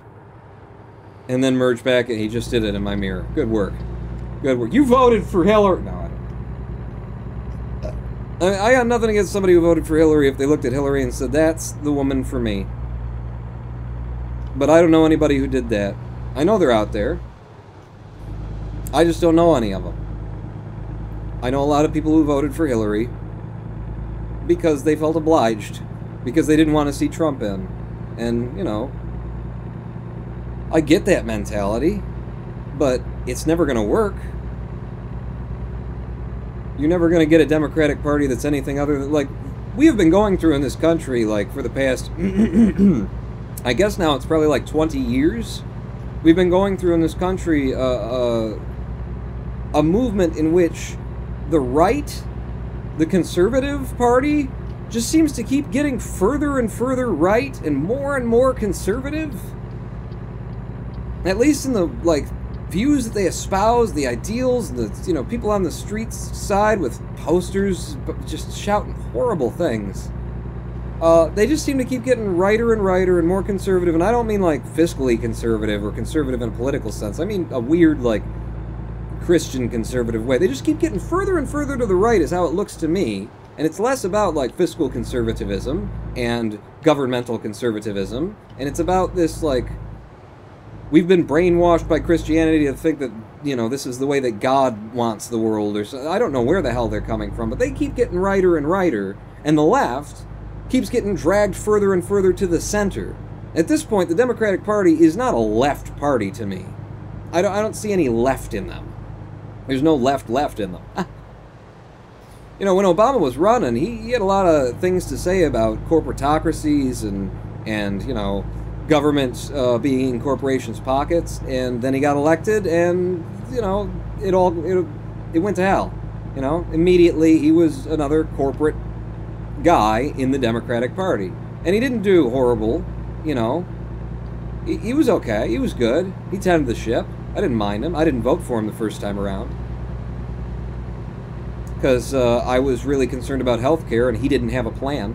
He said he had a plan, but he didn't want to tell us the plan. And when I looked at, you know, he's talking all about, we gotta change healthcare, we gotta change healthcare, we gotta change healthcare, and he's running for office, and I go on his website, and it has nothing to say about his plan for healthcare, and no one knows what his actual plan for healthcare is. I go, okay, this is, either he doesn't have a plan, and he's just manipulating people, or he has a plan, and it's not a good one. It's nothing that anybody would get behind. And it turned out it was the second one, wasn't it? But in either case, I wasn't going to vote for him. And I sure as hell wasn't going to vote for a black guy just because he was black. I'm not going to vote for a white guy just because he's white. I'm not going to vote for a woman just because she's got ovaries. Sorry, that's, you know, maybe I'm not racist enough.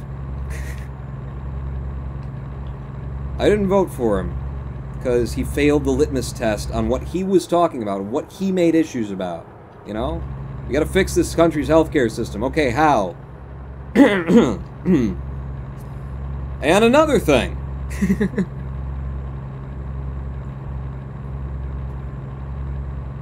You know, I don't hold anything against anyone who voted for Obama, though. You know, there's a lot of good reasons to vote for Obama. If he was your man, vote for him. He wasn't my man, I didn't vote for him. That was the election cycle that I went in and tried to vote for a, you know, actual member of the Socialist Party. Or an American Socialist Party. I don't know if it was the American Socialist Party or the Socialist Party of America, because there's a whole bunch of them. None of them can get any footing because, as I mentioned, third parties don't really have a chance in hell in this system.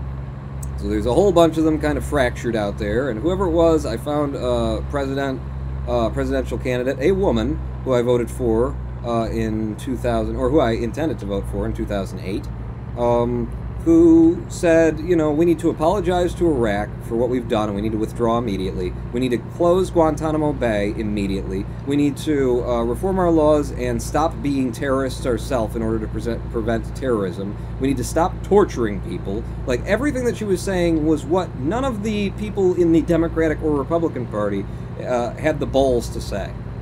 And maybe the Republican Party just wasn't saying it because they're not on board with it. But the Democratic Party, they don't have the balls to say it because they start taking actual, like, real positions and making statements like that. All they're going to do is lose core voter support when somebody says, what do you mean? What do you mean? You know, there's Democrats out there who are very, very liberal and who also believe 1,000% that waterboarding works. You know, there's always a minority within a majority, and the more that you talk, the more you are going to piss off those minorities.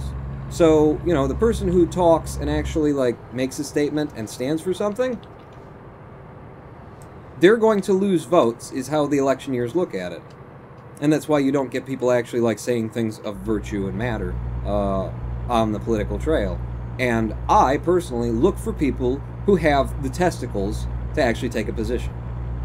And I don't care if the rest of you want milquetoast, you know, people who are just playing the middle and smiling and kissing babies and hoping that you'll think well of them you know, because of the pictures that you saw on the cover of People magazine. I don't care if the rest of you are making your judgment that way.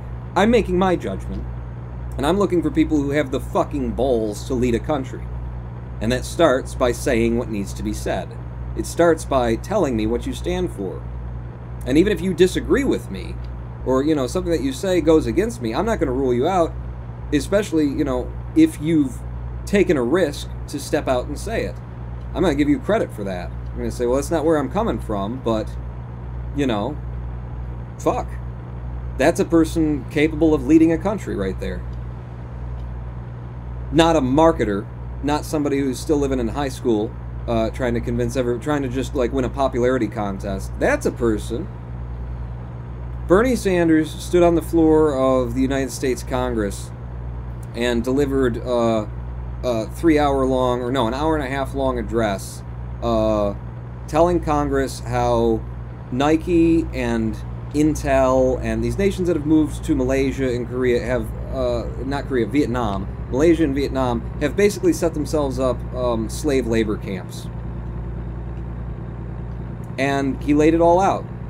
He wasn't a conspiracy theorist. He's not crazy. He's a U.S. representative. He's been, you know, there for 30 years. And by stepping up and saying Nike is employing slave labor, do you think he's doing anything for securing more, like, money for his next election campaign by doing that? How much is he risking by stepping up there and telling people what's actually fucking going on? That's the man who I vote for. Because, you know, he's got the balls to say what you maybe don't want to hear, but what you need to hear in order to make your choices in life.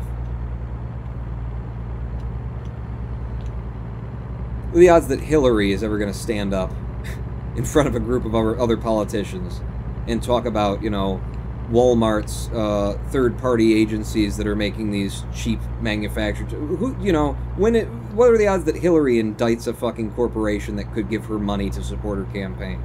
Slim to fucking nil, you know? Only time she's going to say anything is when she can't not. Because that's who she is, and that's what the Democratic Party is right now.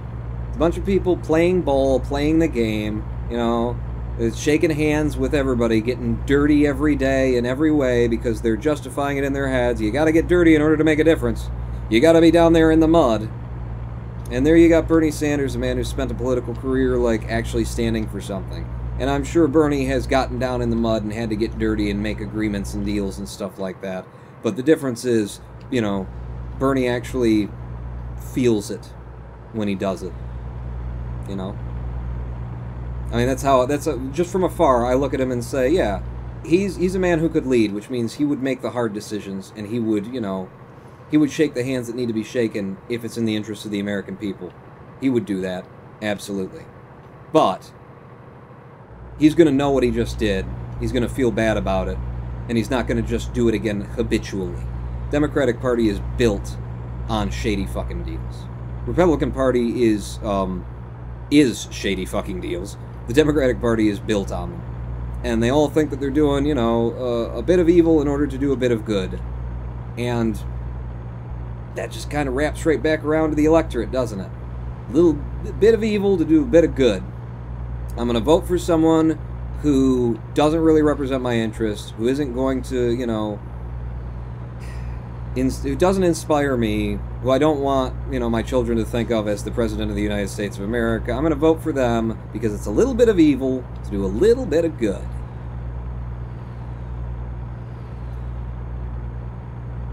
The country's political parties and politicians, as George Carlin pointed out, are a product of the people.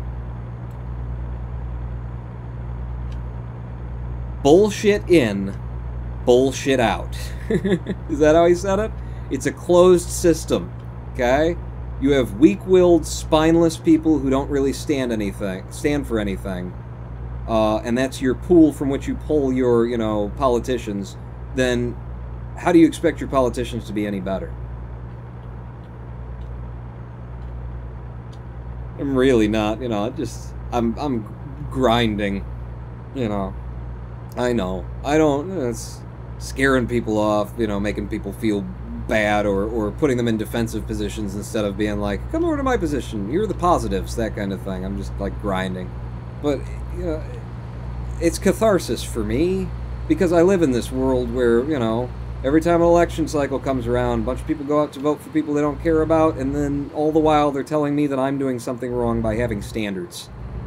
And I just cannot believe that so many people actually believe that.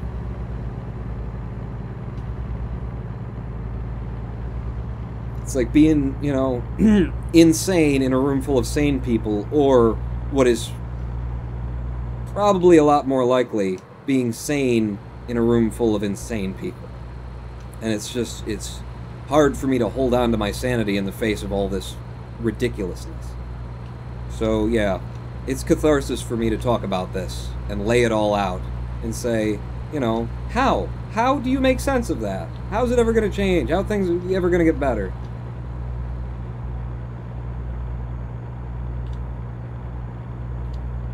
Any party that doesn't want to take away my internet freedoms gets my vote. In the UK, we are going to have to do age checks to watch porn in April, says Iridial. Jesus, really?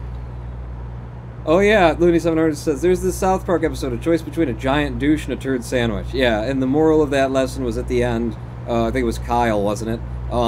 You know, voted for the lesser of two part. Like, the moral of the story was, get used to voting for, of your choices being a giant douche or a turd sandwich, because that's just how it is.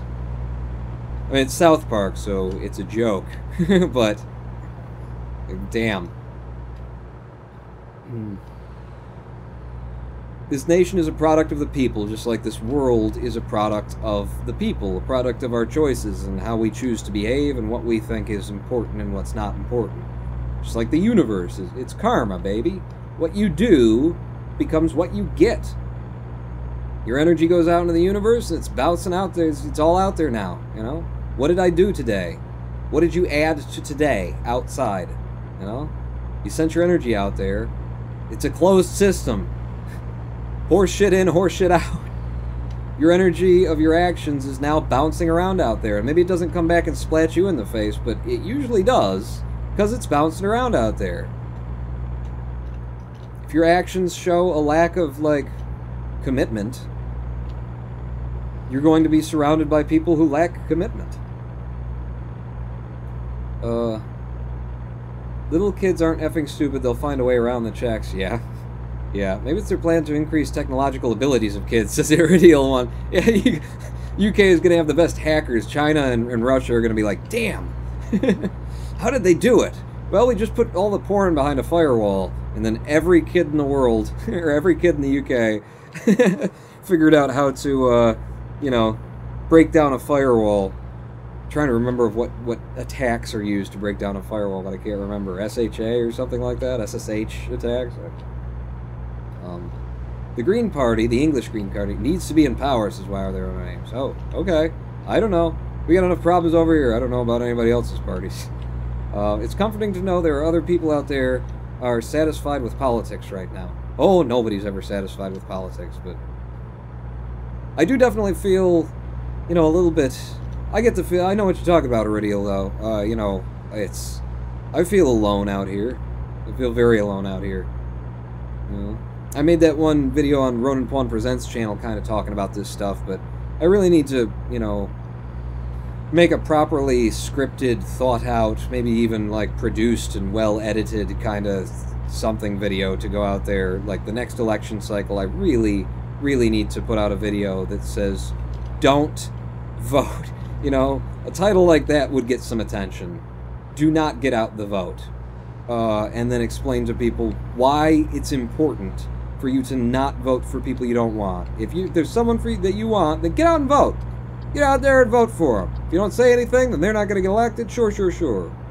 But this bullshit concept of voting for people you don't want because they're less shitty than the next guy, you're keeping us all down. You're guaranteeing, like, our forefathers had so much strength in this country and so much will in order to accomplish everything that they've done. We can't even, like, vote our conscience? Fuck. Founding a nation and, you know, stealing most of the land from everybody around us and pressing and you know, killing off Native Americans with biological warfare and stuff. They had so much will. Just say what you want about what they did. Jesus, God, they were committed to their causes. We can't even manifest the fucking, like, self-authority to not say, yeah, I'll take it, because it's, better than nothing. To demand, you know, something good. The checks can be avoided with a simple VPN. Oh yeah, virtual private networks. Absolutely. Absolutely. Imagine a bunch of little kids in the UK, like, going to their parents on Christmas. Mommy, Daddy, like, what do you want? What do you want for Christmas, little Timmy? Can I have a virtual private network, Mummy? What? Not a football, or teddy bear, or even like a new video game? No, Mummy. Could I get a subscription to a VPN network?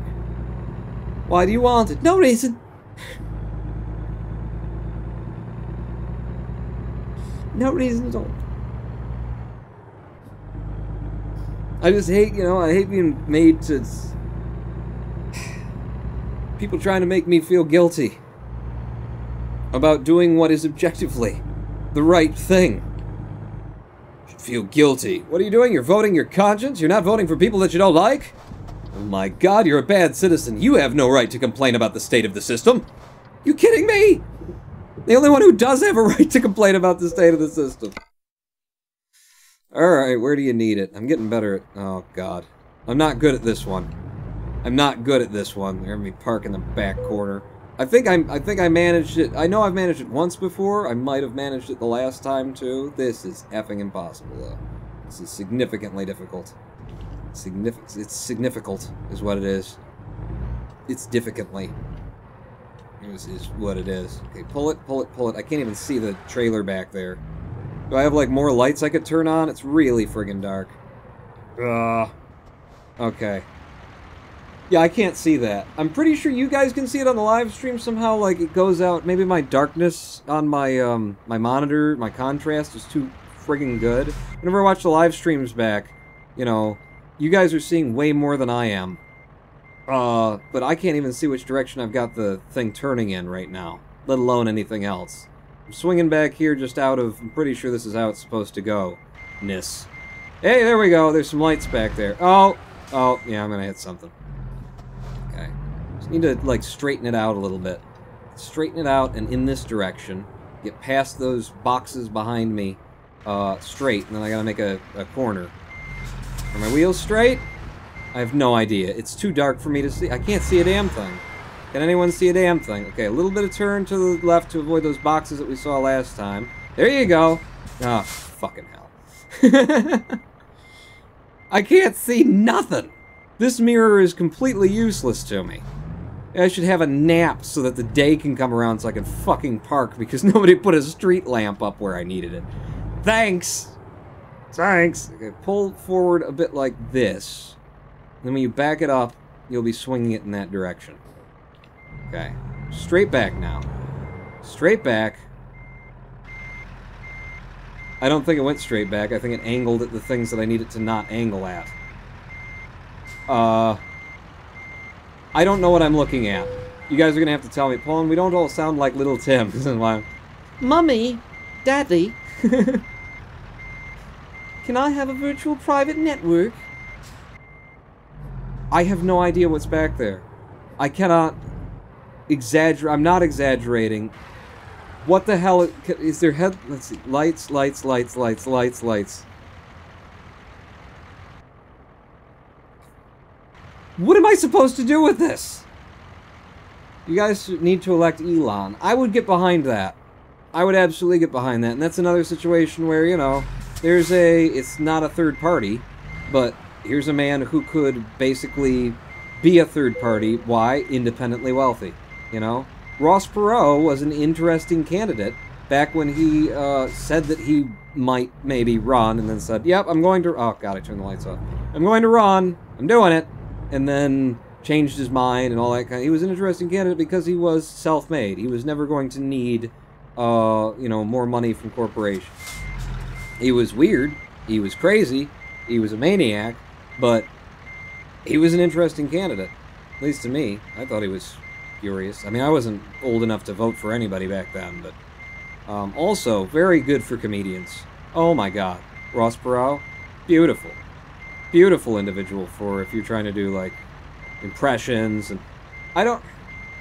So, my trailer is, like, jackknifed behind me over here, because that's not my trailer that I'm backing up to, but somehow I'm still backing up to. Yeah, my trailer is completely jackknifed. Alright, good. Keep jackknifing it. Force it back until you hit something. I've hit something. Screw it. I'm gonna do an Austin Powers. And if it doesn't work out in the next 2 minutes, I'm just gonna hit enter and say F it. But we're gonna Austin Powers this thing. Because I can't see without, like, there's a little bit of light over there. I can't see anything from where I am right now. So give me an Austin Powers move. We'll pull it into the corner. It's not gonna work, Pawn.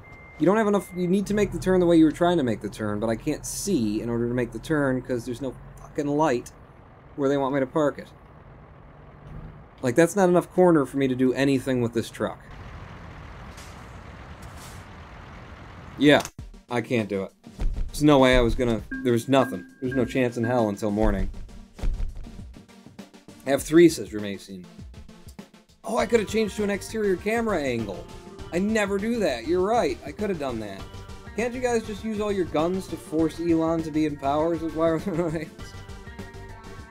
Sadly, the people with the most guns are probably not Elon Musk fans. Let's do one more not as long job, and that's going to be the end of this interview. Thank you for putting up with me. Calling an audible here and saying, let's just do American Truck Simulator today. I had a very full day. I didn't want to be, like, making a bunch of decisions or trying to plot things out for, you know, Kerbal, or there's a new game we were going to play. I said at the beginning that was going to be an intensely complicated game. I haven't even looked at it yet. I should probably spend an hour in there at least to try and familiarize myself so I can show it to you without torturing you in the process. Yeah. Yeah, that's a nice short one, and it's a pretty good payday for a nice short one. It's all the way back in town, but screw it. Screw it, let's do it. Oh look, somebody got it in there for me. Let me do it on sleep. Looks like I'm okay for sleep, looks like I'm okay for, with the gasoline, with the petroleums. I got enough. I got enough for the next haul. Well, not for the whole next haul, probably, but for a bit, we should be fine on the road. I mean, I am honest to God, like...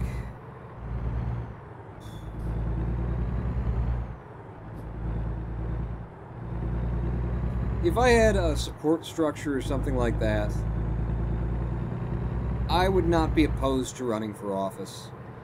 Because I know I can do the job. I know I can do the most important part of the job, too, which is inspiring people by, you know, through action. And through words, you know? Most of politics is words. Oh, hi, how you doing? No. Play chicken with the AI in America. I would be open to running for office, but, you know, nobody would elect me. No one would elect me. Would dig stuff up from my past. I don't know. There's a lot of, like, amazing stuff in my past that's like, wow, really? Really? Wow, that's amazing. There's also some stuff you could dig up and be like, really? Pawn Elon is currently lacking a girlfriend, so maybe a job for Pawnette? What? Why are there no names? Kidding me? Gramasian, linking to trail makers?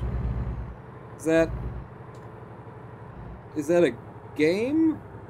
It says app, Steam, store, steampowered.com, trail makers? Is that maybe like something that would help me in American Truck Simulator for being able to see what the hell I was doing in the middle of the night? What's that, Jermaine? Yeah, I don't think I'll ever run for politics. That's the kind of thing like, yeah, I could do it. You know, please don't make me do it. I'd sooner be a pundit. Sooner be talking, you know, be a radio voice, or just do what I'm doing here, talking head. Talking head and shoulders. I thought Elon had a wife, does he? It's an early access game, says Jermaine. No. Well, I don't know what the hell it's about. And how did you get the right to post in links in chat, Jermaine? I'm cool with it. The bot's supposed to be restricting that? Bye, Pawn and Chat. Good night, Looney700. Thanks for coming out. Last little stretch of the hole here. I don't want to talk politics anymore. What else can we talk about? It's fun. Let's lighten the mood. Huh? You guys told me they cured cancer, right? That's a good thing. Yay. They may have cured cancer. Any news about that? Because I have told people, since you guys told me that, you know, researchers were able to cure cancer in 100% of lab mice that they had given cancer to, presumably, for the testing purposes. I've, you know, told that to a whole bunch of people. And everybody's been like, what? Like, nobody I know has heard about that, which makes perfect sense because I said let's lighten the mood. Let's, you know, hey, let's make things better. Let's talk about something else, but there's going to be many a hurdle to that, isn't there? I mean, after the human testing is done, there's also, like, you're not going to see, you know, if tomorrow a technology is invented that allows cars to, you know, do exactly what they do right now, but off of, I don't know, virtual particles or something like that. If we suddenly had, you know, availability of those kind of resources, do you think we're going to stop making gasoline? Think like the industry is going to allow that? Do you think like the country is going to allow that? That the politicians are going to allow that? It would be like opting into, let's destroy our economy today. And there is an intense amount of money tied up in treating cancers. And I don't want to be the negativist around here, but you know there's going to be a bit of an issue with that, right? Trying to get the cure for cancer to market when there's just so much money in treating cancer and treating people who are dying from cancer, and there's going to be an issue if there's a, you know, cheap and easy solution to cancer. Isn't there? I think it was 97% and the 3% got better with a second treatment. The way that I heard it first, Rodbotic, was it was 80% and then 20%, but I don't know. You know, those statistics are pretty amazing. It was also only certain types of cancer. Well, the fact that it's types, plural, of cancer is pretty friggin' impressive. Pretty amazing. And not just, we found a way to cure a single kind of cancer, because that has happened before. But, you know, we found a way to kill, you know, or to cure all kinds of cancer that fall into this category. Excellent. Absolutely lovely. America is a capitalist shit show, says Why Are There No Names? Yep. And you're all stuck with us. The world economy that we have created is going to make it harder for you to get the cure to cancer as well. I don't mean to piss all over the good news, but don't you think? And, you know, that's, I say that, I think the reason that came to mind was because no one who I've talked to has heard about that. So it's like internet news, because, you know, news gets out on the internet. You can't, like, restrain it, refrain it, and that kind of thing. It gets out. You know, people start tweeting about it, it's just out there. But the people who I know who get most of their information from sources like television, newspapers, and radio, they haven't heard shit all about a new cure for cancer. You'd think that'd be a story, you know? For as many times as... Wait, do I have to turn right and I'm passing? I think you do, Pawn. Zoom in. Yep. For as many times as we've gotten, like, you know... stories from news organizations. Proper news organizations, not in quotes. Stories from proper news organizations. Telling us how researchers recently found that eating chocolate may make you skinnier. This news at 11, as often as we've heard that story. What the hell? Oh, fart. I think the mission that I was going for expired before I got here. I was just gonna go a bit over there. No. No, I don't want either of those. Those are too long. True 5. A wild pie has appeared. For as often as we've heard stories that are absolutely false, you know, cancer, or not cancer, chocolate maybe the cure to cancer. Like, this stuff is aired on American television fairly regularly. Just give me some packaged food. Give me something short. I'll take it a bit over there. You'd think, researchers, you'd think it would make it to Reuters. Researchers just found, you know, a possible cure to multiple cancers. Like, that's a story, baby. That's ratings. Right? Hell don't we hear that one? Well, for the same reason that I'm sure it's going to take a few more years than it should to get to market. There's a lot of money in treating cancer. And then curing cancer is not in the profit portfolio. Not in the margins of the investors, you know?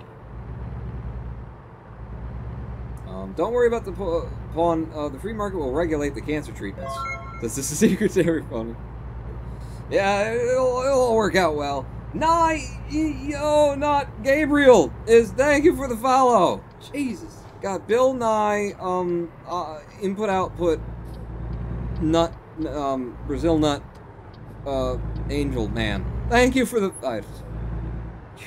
with your names and whatnot. NHS. Yeah, we'll see. We'll see. They don't want it coming out in this country. It ain't making it to anybody else's country. This isn't Fly Out, Run Bird Space Plane game, is it?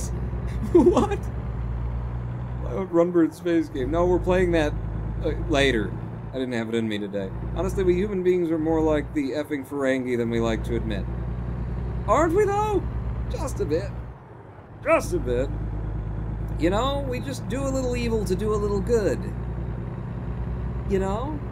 We can't just flood the markets with low-cost cures to cancer. That would be irresponsible to the economy. And it's true. You know, we can't just start running our automobiles on water.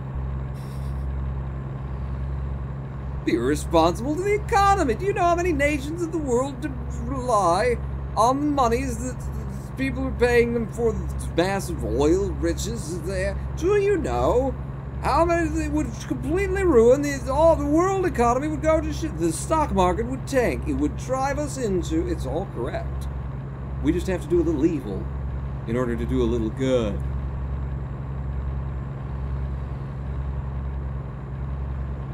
Damn. Just can't seem to drag myself up, can I? You know? Let's talk about Continuum. Okay? Started watching on Netflix a Canadian sci-fi show from 2012, I believe, called Continuum. In which this one's really... Oh, this isn't going to be good. This isn't going to pull me out. It's a really weird show. Have you heard of this, Continuum? Has anybody seen this show? I'm watching it. It's really interesting. It gets really bad at the beginning of the second season. I don't know. People go on holiday, they come back, they don't know how to write anymore. Or act. Really bad first episode. Like, awful first episode of the second season, and then they slowly seem to get it back. I don't know. I just started on the second season. The first episode was almost so bad, I was like, I don't think I can watch this. Continuum. Heard of it, haven't watched it, says Secret Every Pony. Okay, so, basic premise, in 2080 something, you know, the not-too-distant future, next Sunday AD, that came up on me quick. There was a man named Joe, not too different from you or me. He worked at Gizmonic Institute, just another guy in a red jumpsuit. Did a good job cleaning up the place, but his bosses didn't like him, so they shot him into space. It's Mystery Science Theater, that's not the thing I'm talking... God, these friggin' Continuum. Basic premise, in the future, the world has turned into a giant corporatocracy. There are no governments anymore. Governments became completely, you know, they didn't work. They'd been made useless by the corporation, which is where we're headed right now. I mean, I don't think this is conspiracy. That's where we're headed right now. Like, corporations, day by day, are undermining the authority and influence that the people have over their own governments, and which is the concept of a government, by the way. The people run the government. So that's where we're headed right now. In America, we don't have control over our anything. You know, anything. Let's not get into it. Let's not get dragged down. So, future in which highly technological, super ultra technological future, in which corporations have taken over the role of the government, and you know, it's the kind of thing they were doing a lot in 2012. And there's a resistance.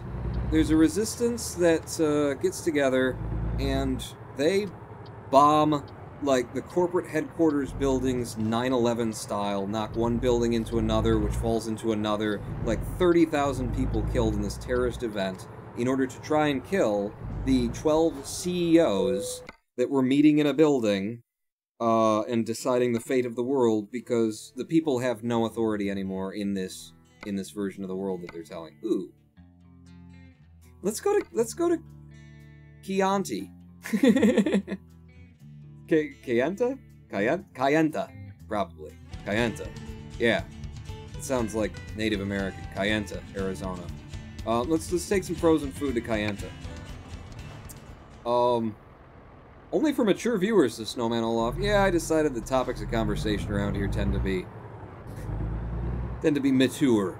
I don't know, I want to have the availability of taking my shirt off and showing my nipples. So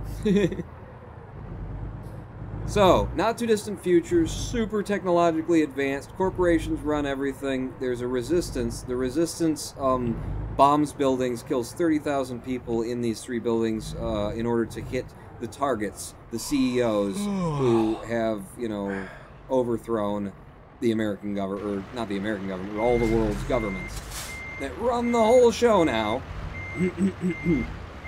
And, the weird thing about this show is it centers on a police agent from this future who works, she's a corporate cop, you know? She's a cop for the corporations, and she's got all this super high-tech tech gear that helps her, you know, that enables her to be basically a super cop. She's got this suit that, like, she can zap people with it, and she can go invisible, and just a bunch of sci-fi gimmicky stuff, which is pretty cool.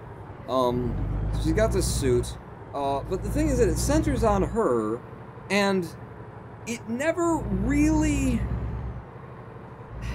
The weird thing is, you see this show and you expect that it's going to go in that direction of, yeah, the corporate takeover, and there's no democracy, and the people have no authority over their own governments.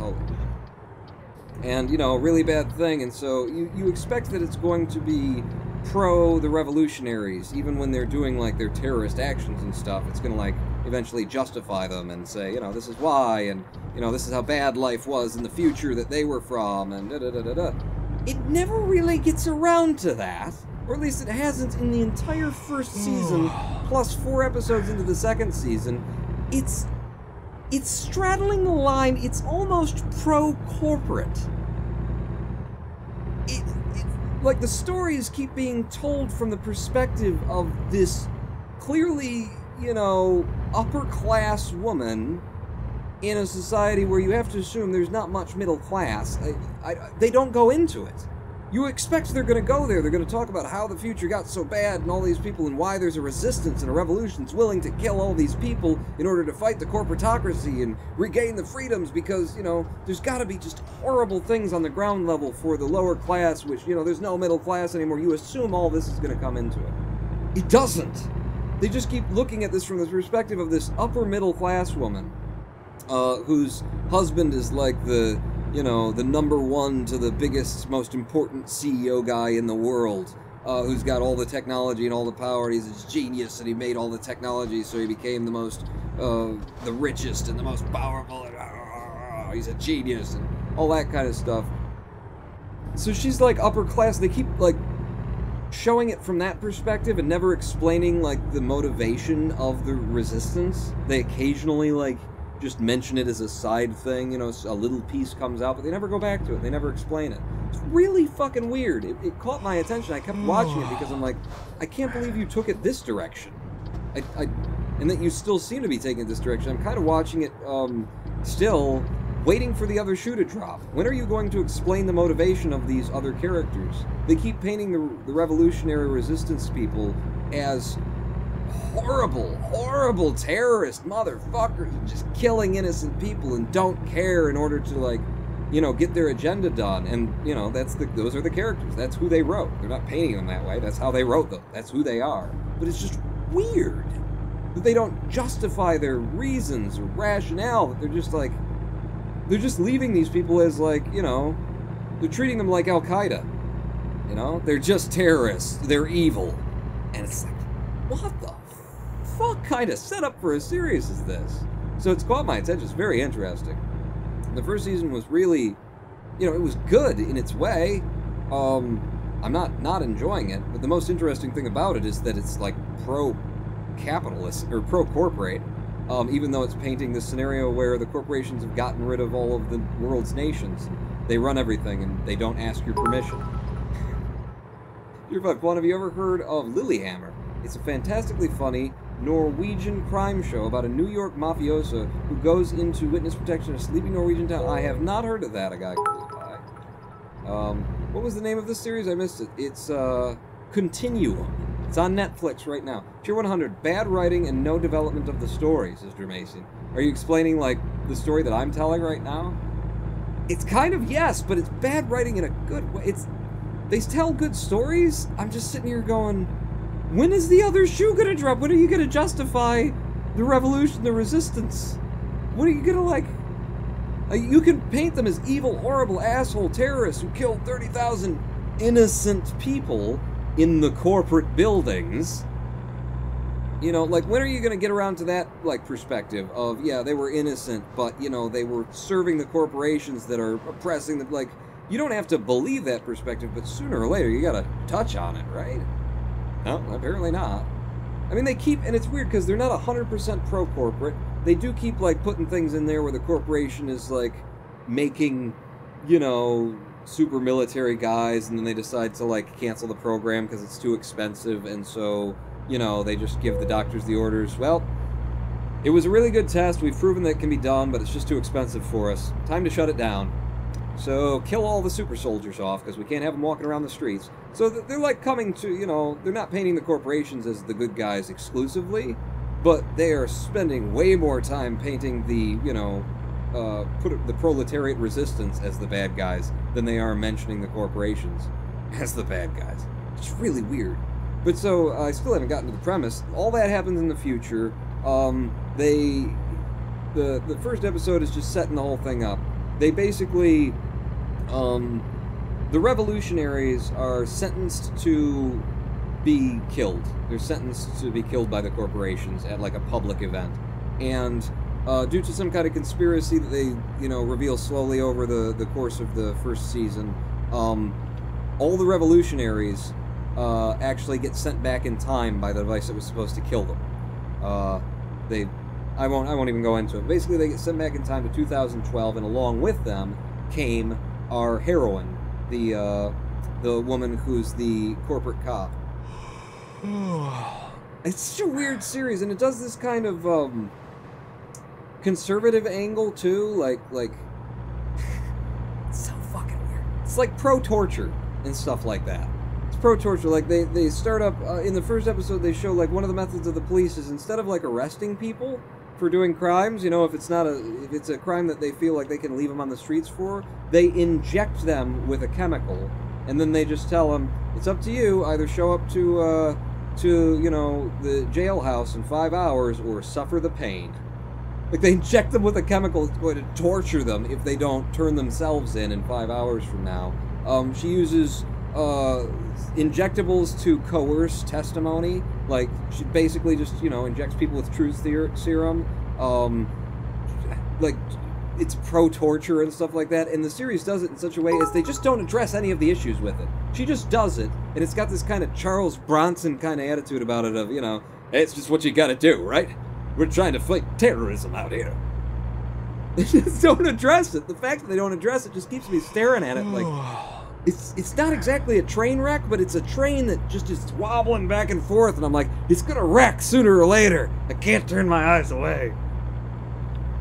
Tier 5 Pawn, watch Frequency or Timeless if you want a good time travel show. Also, Altered Carbon was really good, but not time travel. That's the second recommendation that I've gotten for Altered Carbon, or maybe it was you, Pony, in a recent live stream. But I've been told to do that. The watering down of stories and character development to make $1 by sucking you in with the best of trailer, said Jermasian. The best of trailer, right. And then a guy called Pycheering5, speaking of TV shows, the Discovery finale wasn't half bad. Bit cheap, bit rushed, but not half bad. So it's over? Thank you. No, I don't know. You know, the sooner that it goes into, like, reruns or something is the sooner that I might give it a second chance. It would have to just, like, jump up in my face, though. I'm not going out of my way to give it a second chance. I'd have to run into it and be like, ah, it's on. Where's the remote? Ah, shit, it's in the other room. I'm just not that excited. I'm not that excited. They blew it for me. CBS did not handle that well at all. I'm not going to go out of my way to try and manifest a desire to, you know... It's not my job. Not my job to chess up my voting. I'm just the voter, and it's not my job to create a reason for me to watch television shows. That's definitely CBS's job. They didn't do it well, so it didn't work, and now why do I care? Paul needs to watch The Tick. Not political, but fun as hell. I used to love The Tick, the cartoon series. I watched a ton of that. That was great stuff. Really fun. Really funny. I only saw a couple of episodes. I don't even think I saw a full episode of the live-action Tick. It looked really interesting, and I love, that guy. Putty from Seinfeld. God, it's gotta suck to be like a, you know, relatively famous actor, and just people only refer to you as your role because, you know, because he's kind of he's a supporting character. He was the lead there, but he's like a supporting man. He's very good in supporting roles, so I don't know his actual name. Gotta suck to be that guy, and then whenever you hear yourself talked about by some git on a live stream on the internet, it says, you know, the role that, it's Seinfeld, he was Putty. If anyone recorded it, send it to Pawn, Sister Macy. What? What? The Tick? Or Altered Carbon? I just started Altered Carbon. So far, so good, Sister Robotic. Oh, okay. So it's our Altered Carbon you're talking about. Just a shame it ended so early. Both Disco and TNG started in late September. Discovery, that's what they're, that's the hip kids way of referencing Discovery. I got called Jermaine saying Discovery. Disco? You know, that word has a meaning to, barely to me, but yeah, it's a TNG's season 1 didn't stop until May, says a guy called Mike. Really? Drink, drive, lose! That's good advice, kids. I've not seen a place to, stop and sleep yet, so we're just screwed. We're gonna get ticketed. How about the Orville? This is why are there no names? Haven't watched it. I actually, yeah, I would. I don't know. Continuum. It's intriguing to me. You know, like I say, first episode of the second season. I swear to God, so many series I've had to abandon when the writers went on hiatus and then came back and didn't know what the hell they were doing anymore, or I don't know how you get there, but second season comes back and it's just not right anymore. Maybe they hire different writers, or maybe they get so many notes down from the studio between seasons that they, oh God, I don't know how it happens, but the first episode of the second season of Continuum is like, I think you could take the entire episode and you would find that all but like 10 lines that the characters have are basically like action movie hero one-liners. Oh, stop the car. I made it to Kayenta. Yeah, I think I got a turn here. Looks like I got a turn here. Swing a derecho. Guy called Pie Drink, yeah, Paul, there's this one episode where they wear T-shirts with disco written on them, and they listen to 70s music. See, now I'd be into that. A little bit of, you know, breaking the fourth wall. I was watching the Orville, I was enjoying it, and then it just became inconvenient for me to keep watching television, so I dropped out. But when it's convenient for me to watch it again, I'll get to it. I did watch some of them, Hologram 1 online, as you recommended, at the site that you recommended. Or no, actually, you didn't recommend that, did you? Maybe you did, but the fact is that the Orville was just online, freely available at Fox. You just watch all the episodes. You know, meanwhile, CBS wants you to pay friggin' money and anything. Whoa.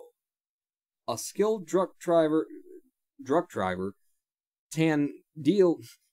Don't try one. A skilled truck driver can deal with maneuvering in tight space when dropping off a trailer. However, cargo safety is top priority. If you do not feel up to the challenge, negotiate with the dispatcher for a backup place.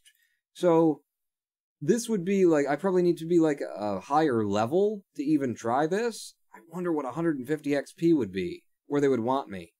Is this like a slot that I'd have to slot it into? I don't know. Maybe that's it.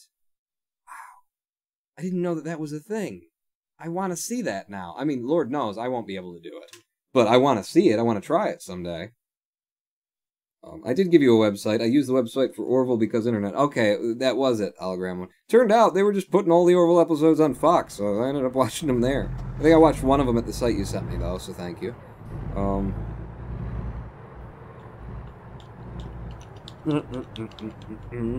they want me to park along this back wall. Yeah, Continuum. I kind of recommend it, if not just for, like, how odd it is. Oh, and just pull straight in? Oh, you're making it super easy on me. Okay, I was getting ready to back it in, because I'm just expecting that. Just how odd the writing is, because it doesn't commit. It's kind of pro-corporate, but they do, you know, make the corporations look crap eventually, but the revolution and resistance, they never justify, like, why these people are the way they are, and they really make them look like just horrible, just evil bastards, just, oh my god. It's fucking weird is what it is. And I kind of recommend it for that. And I'm still waiting for the other shoe to drop. There's 4 seasons on Netflix. I'm 2 seasons, but 1 season and like 4 or 5 episodes in. And I'm still hooked, even after that horrible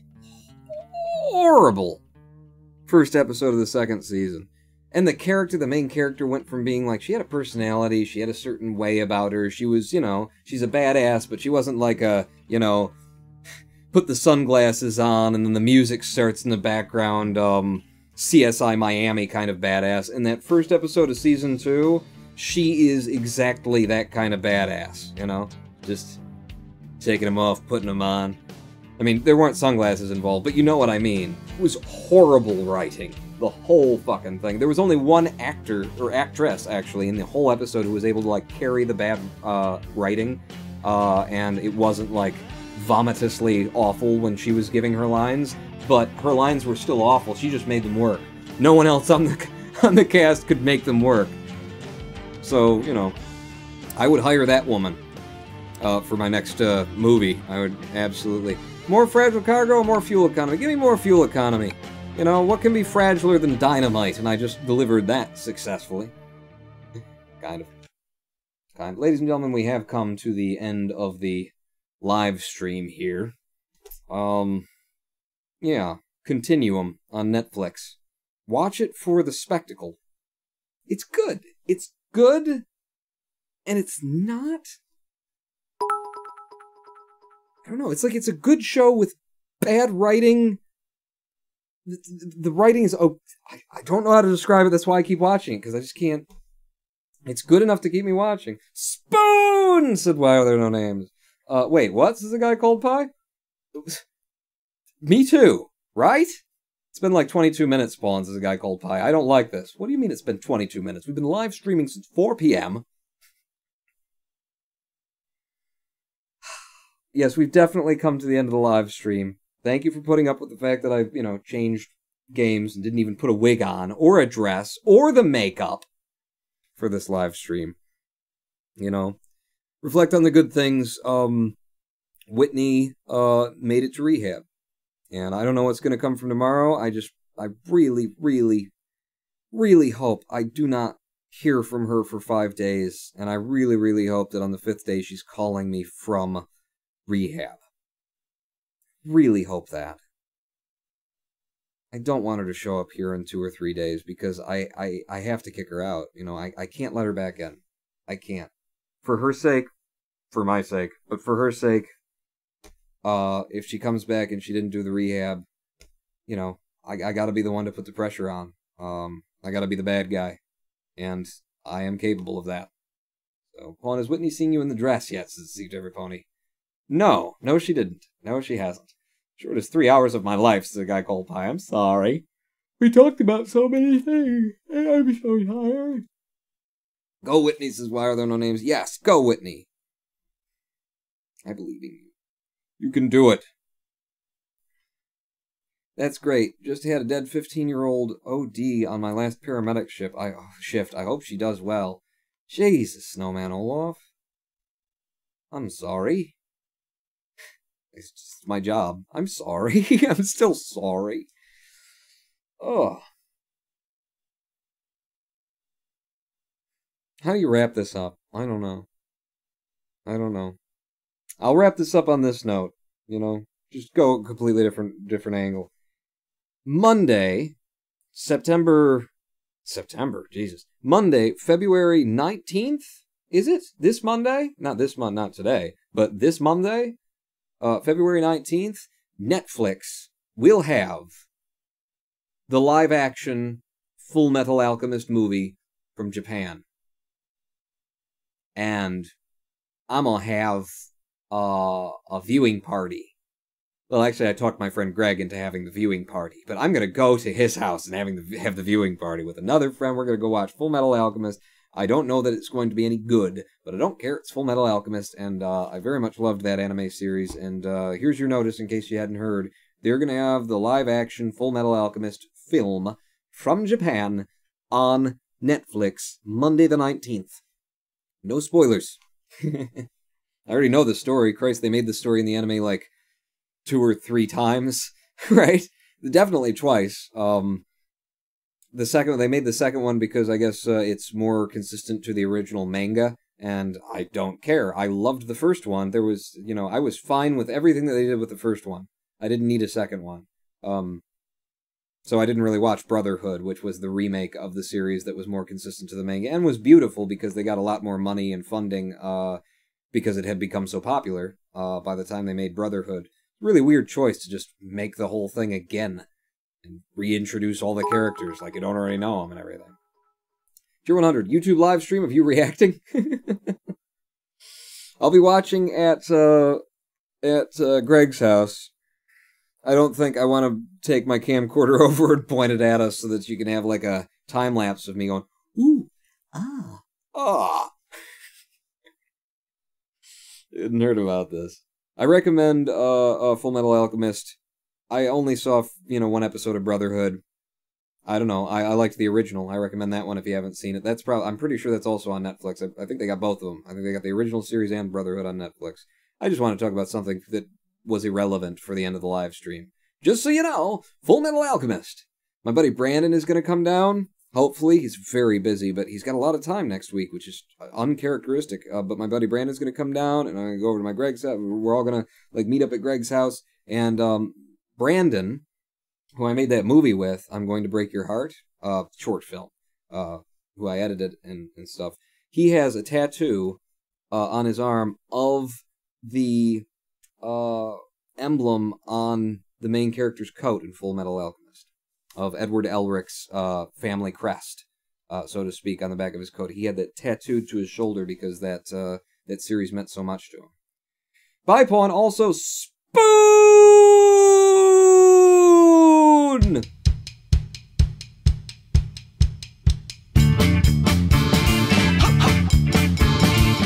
I am the Ronin Bald. Do it, bring the camera, don't bring clothes, says Hologram 1. Good night, everyone. Good night, Snowman Olaf.